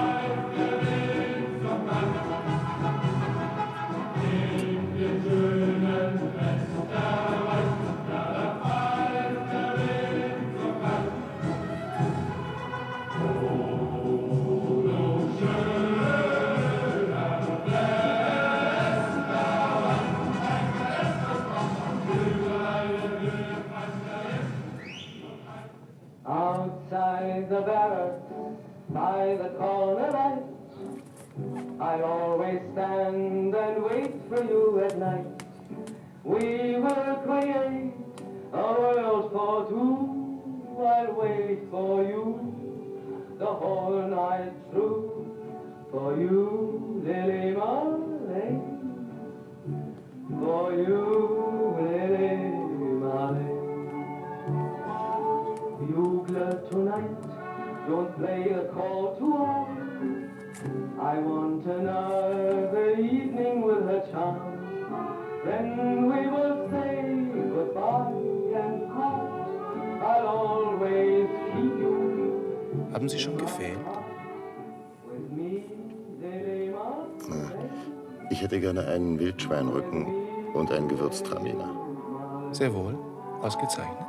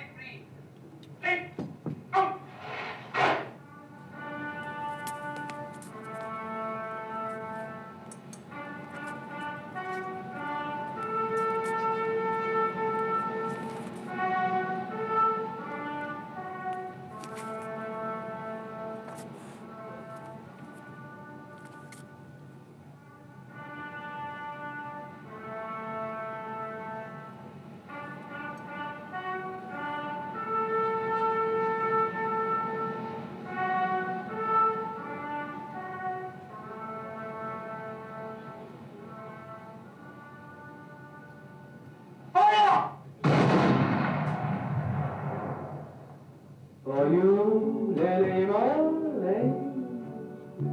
For you, Lily Marley.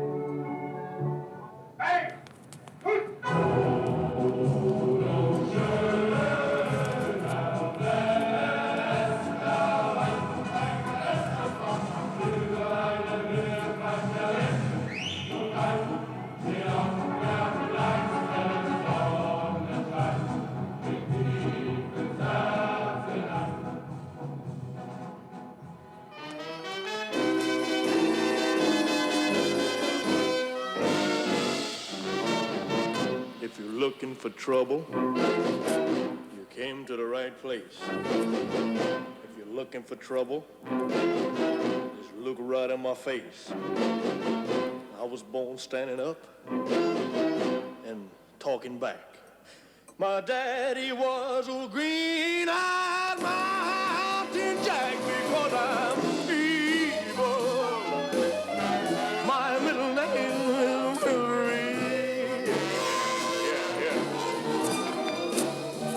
Well, I'm evil, so don't you mess around with me.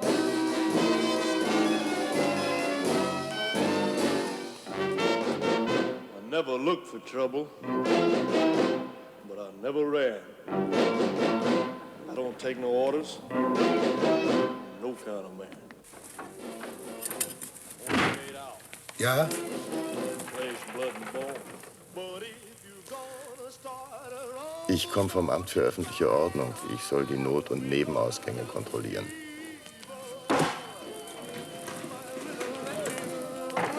Zurück. Lauter Barbaren. Wohin führt diese Tür? Wilton. Ich sehe mir das mal an.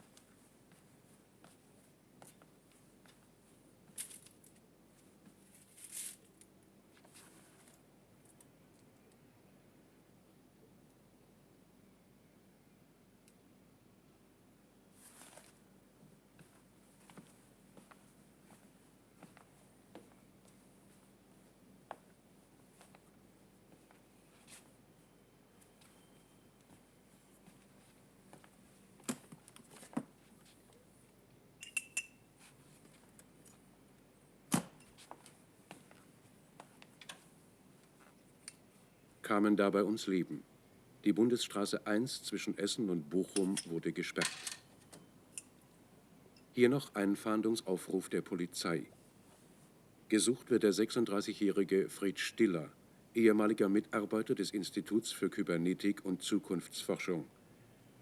Gegen Fred Stiller besteht Mordverdacht im Fall von Henry Vollmer, dem ehemaligen technischen Direktor des IKZ, und im Falle von Franz Hahn, wie Stiller ebenfalls Angestellter des IKZ, der heute unter noch ungeklärten Umständen ums Leben kam. Stiller gilt als geisteskrank und gefährlich. Es wird deshalb geraten, jeden eventuellen Kontakt mit dem Gesuchten zu meiden und sachdienliche Hinweise sofort an die nächste Polizeidienststelle.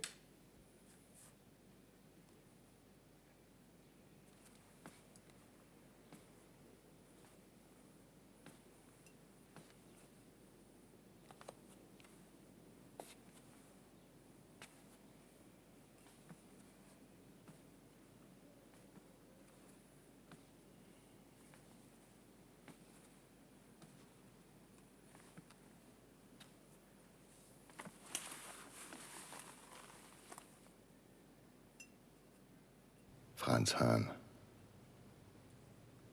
Ein Mann, der zu viel wusste.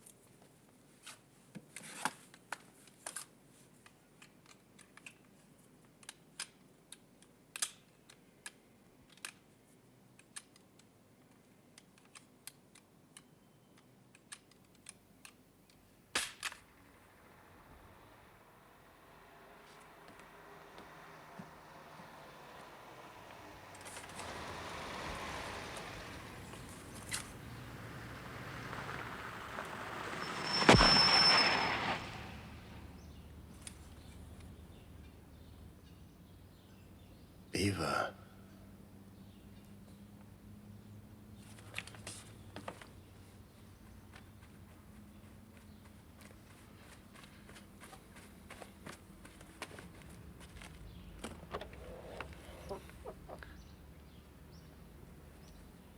Mein Gott. Ist dir was passiert? Sag doch was. Bitte. Fred. Was ist denn los? Da hat doch wer geschossen. Ich habe geschossen, weil ich hatte Angst.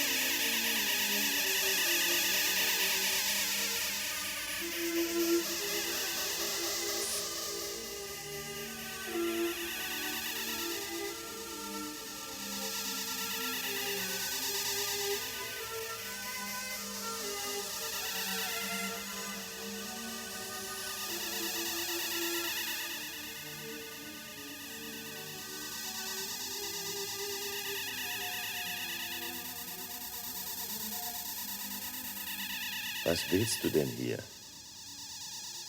Ich habe gehört, dass sie dich suchen wegen meinem Vater. Ach, Fred, weißt du, ich glaube das alles einfach nicht.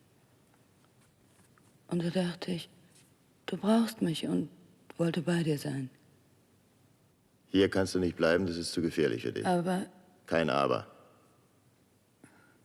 Ich habe deinen Vater nicht umgebracht und niemanden. Das alles ist ein Komplott von Siskens mit der Polizei gegen mich. Deswegen kann ich mich auch jetzt nur noch wehren. Mit allen Mitteln. Glauben tut mir jetzt keiner mehr.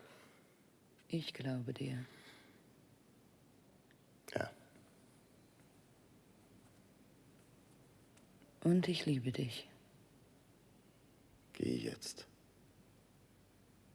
Wenn ich weiter weiß, komme ich in die Stadt oder ich telefoniere, ja? Ich habe Angst um dich, Fred. Geh jetzt, Eva. Du musst gehen. Glaube mir.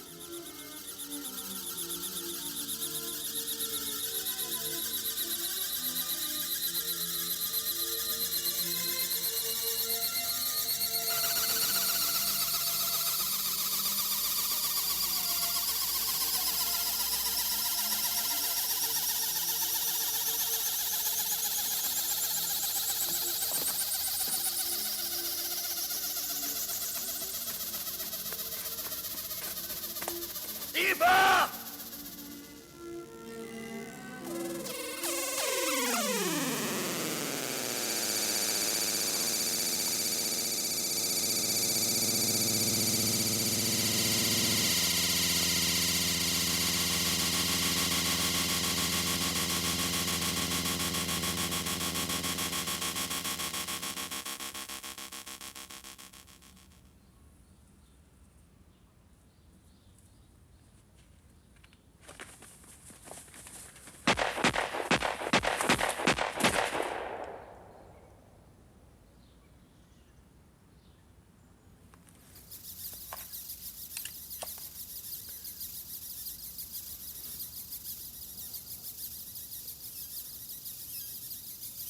Eva.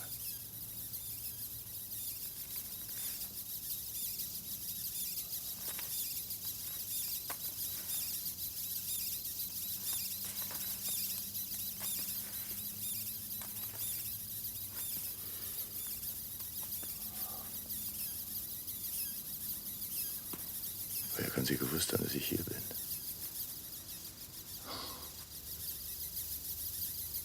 Ich habe ihr nie von der Hütte erzählt.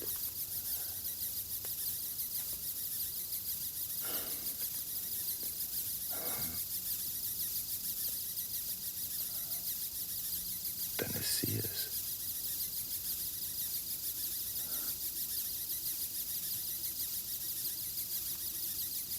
Und ich bin nichts.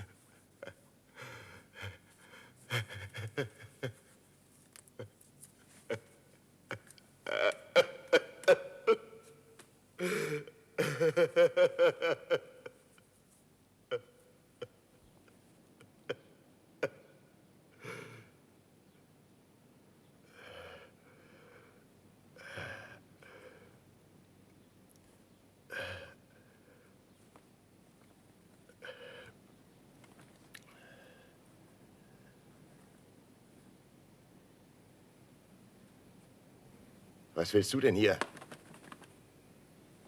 Hast du keine Angst? Ich bin ein Mörder. Hast du verstanden? Ein Mörder! Ein Mörder! Ein Mörder! Ein Mörder! Ein Mörder! Ein Mörder! Ein Mörder!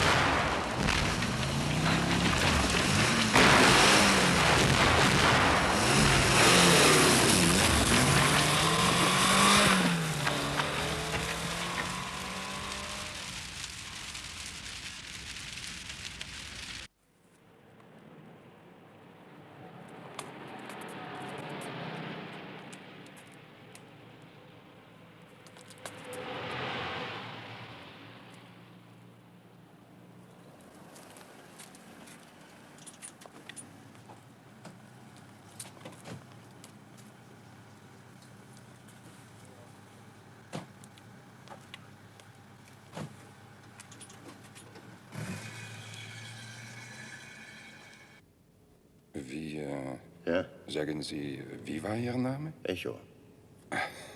Seltener Name, nicht? Meine ganze Familie heißt so. Vielleicht bringe ich Sie doch besser zu einem Krankenhaus.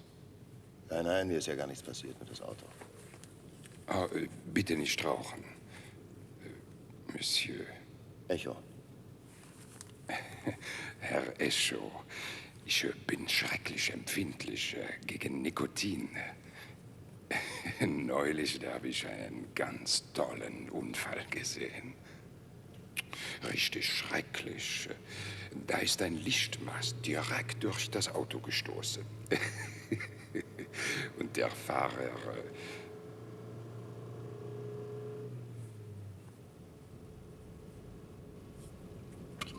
Halten Sie an, mir ist schlecht, ich muss kotzen. Was? Mon Dieu, bitte nicht auf die Polster. Meine Polster, die... Stopp! Der R will aussteigen.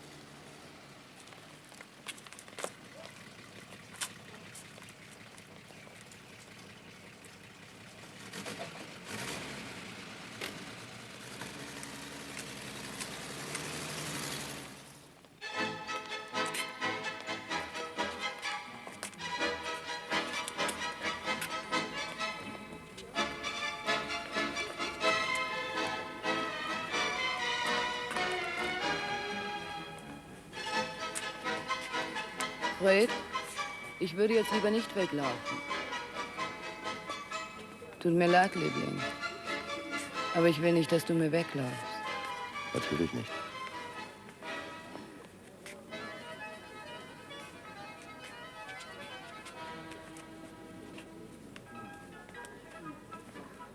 Aber ihr habt doch sicher feinere Methoden als sowas. Bei euch da oben. Schon bei uns da oben, aber nicht hier. Du hast vieles begriffen, Fred Stiller. Du bist uns etwas zu intelligent geworden. Bist du die Kontakteinheit? Wie wir das hier nennen. Ich bin die Projektion einer wirklichen Eva aus der realen Welt. Die Kontakteinheit gibt es bei uns nicht mehr. Die haben wir schon vor langer Zeit als Fehler erkannt und abgeschafft. Und jetzt werdet ihr mich fertig machen, nicht? Wie eine Ratte im Käfig, die nicht mehr auf eure Spritzen reagiert. Ich will dir helfen, Fred. Du musst mir glauben. Komm jetzt bitte mit und mach keine Schwierigkeiten. Bitte.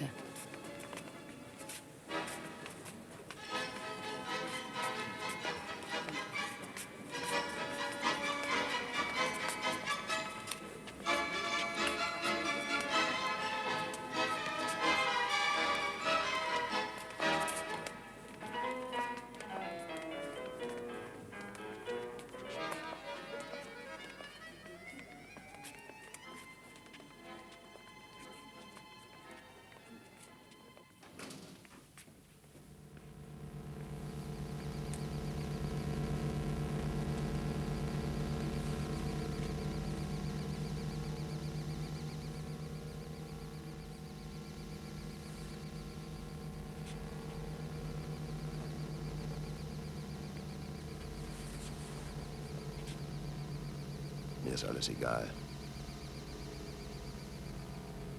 Du kannst mit mir machen, was du willst. Ich gebe auf.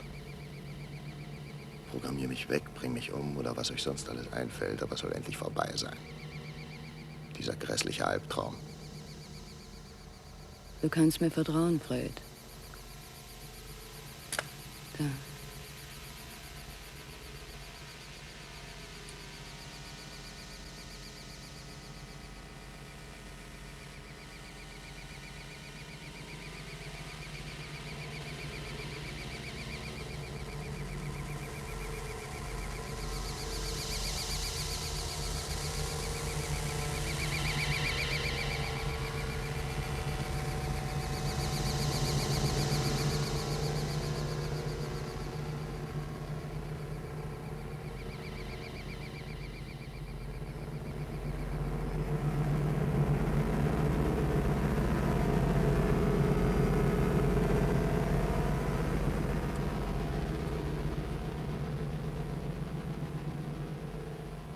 Ich glaube, ich muss dir vieles erklären.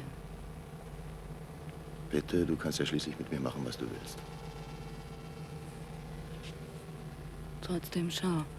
In deiner Welt hat es eine Eva Vollmer nie gegeben. Und als ich bei dir auftauchte, hast du dir schnell eine Erinnerung zusammengebastelt. So reagiert eine Simulationseinheit. Ich weiß, wie Simulationseinheiten reagieren. Ja, es war ein Fehler, dass wir euch ein eigenes Simulationsmodell entwickeln ließen. Da lernt einer schnell zu viel. Andererseits brauchen wir natürlich eine größtmögliche Annäherung an unseren eigenen technologischen Standard. Was, Zigaretten? Nein.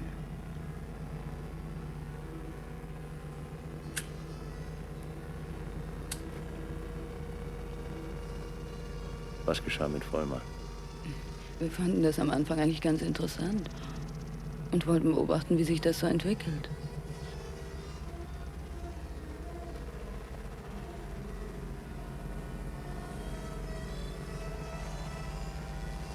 Irgendwann ist er dann natürlich zu einer Bedrohung für das gesamte System geworden. Musste einen Unfall haben, klar? Klar. Außerdem wurde beschlossen, einen Beobachter in deine Welt runterzuschicken. Das bin ich. Zur Berichterstattung hat man mich dann immer zurückgeholt. Deshalb warst du in der einen Nacht auch verschwunden, als ich dich gesucht habe. Verstehe. Und Lause? Naja, der wusste von Vollmer Bescheid und ist in letzter Sekunde wegprogrammiert worden, weil er dir alles sagen wollte. Ich liebe dich, Fred. Und ich will bei dir bleiben. Wir müssen eine Lösung finden für uns. Für uns? Was hast denn du damit zu tun? Ich liebe dich. Ja, schon gut. Sie müssen dich ausschalten, Fred.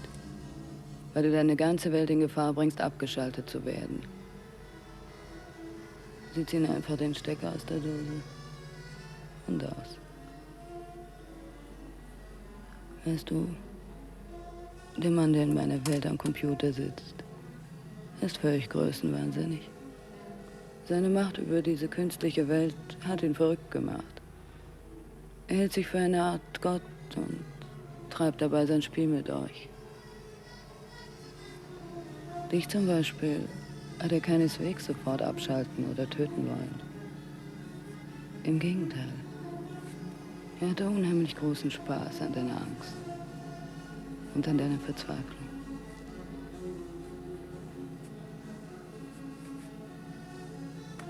Und, was wir da machen mit mir? Du wirst erschossen. Ach. Und wann? Morgen früh. Naja, da haben wir ja noch ein bisschen Zeit. Ja, weil doch die Anlage nachts nur rein technisch überwacht wird. Willst du was trinken? Ja, ein Whisky.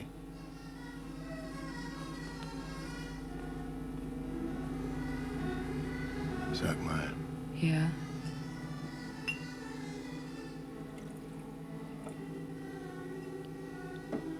warum in Gottes Namen soll ich dir eigentlich trauen? Weil ich dir helfen will. Naja, wir werden ja sehen. Prost.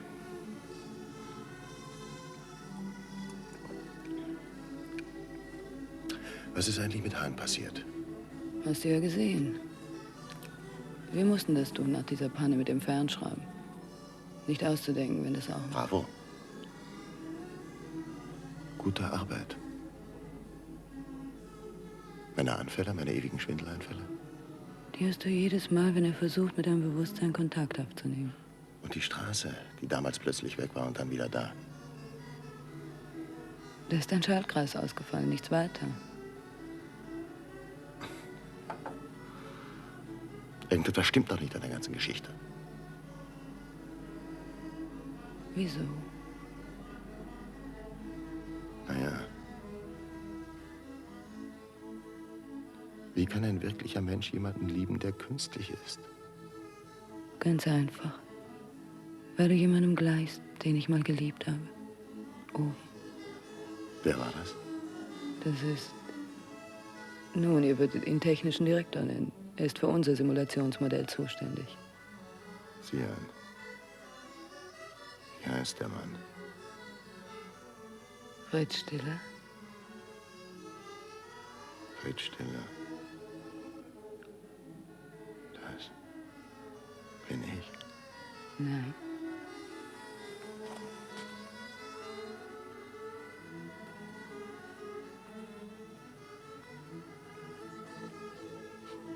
Aber du hast doch gerade eben selber gesagt. Es ist etwa dasselbe, was Vollmer mit Lause gemacht hat oder du mit Siskins. Er hat sich selber aus Spaß als simultanes Wesen einprogrammiert. Bin ich ihm ähnlich? Äußerlich völlig.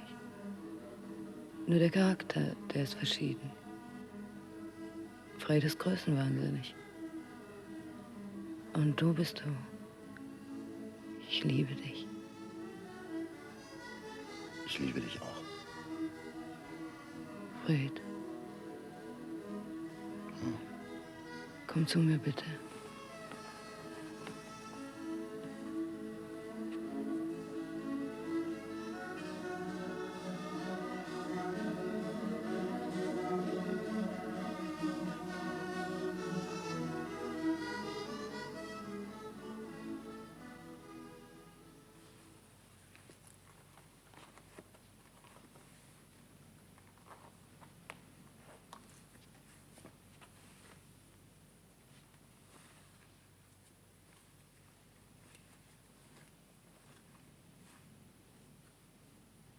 Fred. Was hast du? Warum ziehst du dich an?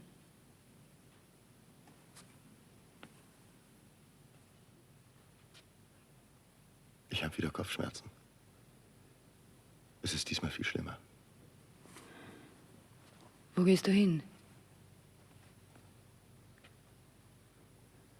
Ich weiß nicht. Ins Institut wahrscheinlich. Nein. Nein, Fred, bitte bleib. Ich will dir helfen.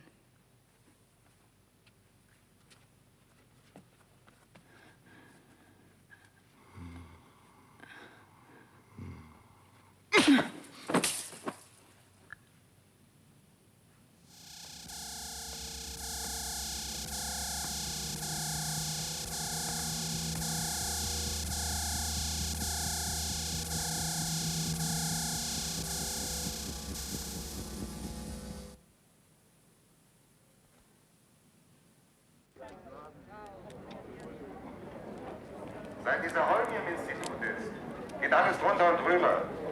Keiner hat mehr Überblick über die Arbeit mit dem Computer. Allein deshalb bitte ich euch, Kollegen, mit einem Warnstreik dafür einzutreten, dass die Beurlaubung von Fritz Stiller wieder aufgehoben wird. Das ist doch ein Mörder, ein Verrückter. In die eigene Tasche hat er gewirtschaftet. Mörder! Mörder! Mörder! Mörder!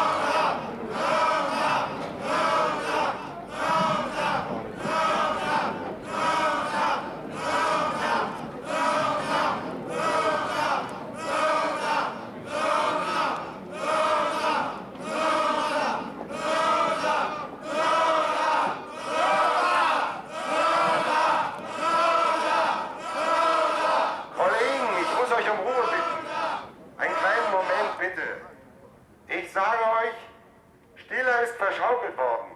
Verschaukelt von Siskin zu Trollen. Kollegen, hört mir zu. Ich bin Fred Stiller. Das, was Fritz Walfang euch gerade gesagt hat, das stimmt. Kollegen, hört mir doch zu. Das stimmt, was der gesagt hat. Das stimmt.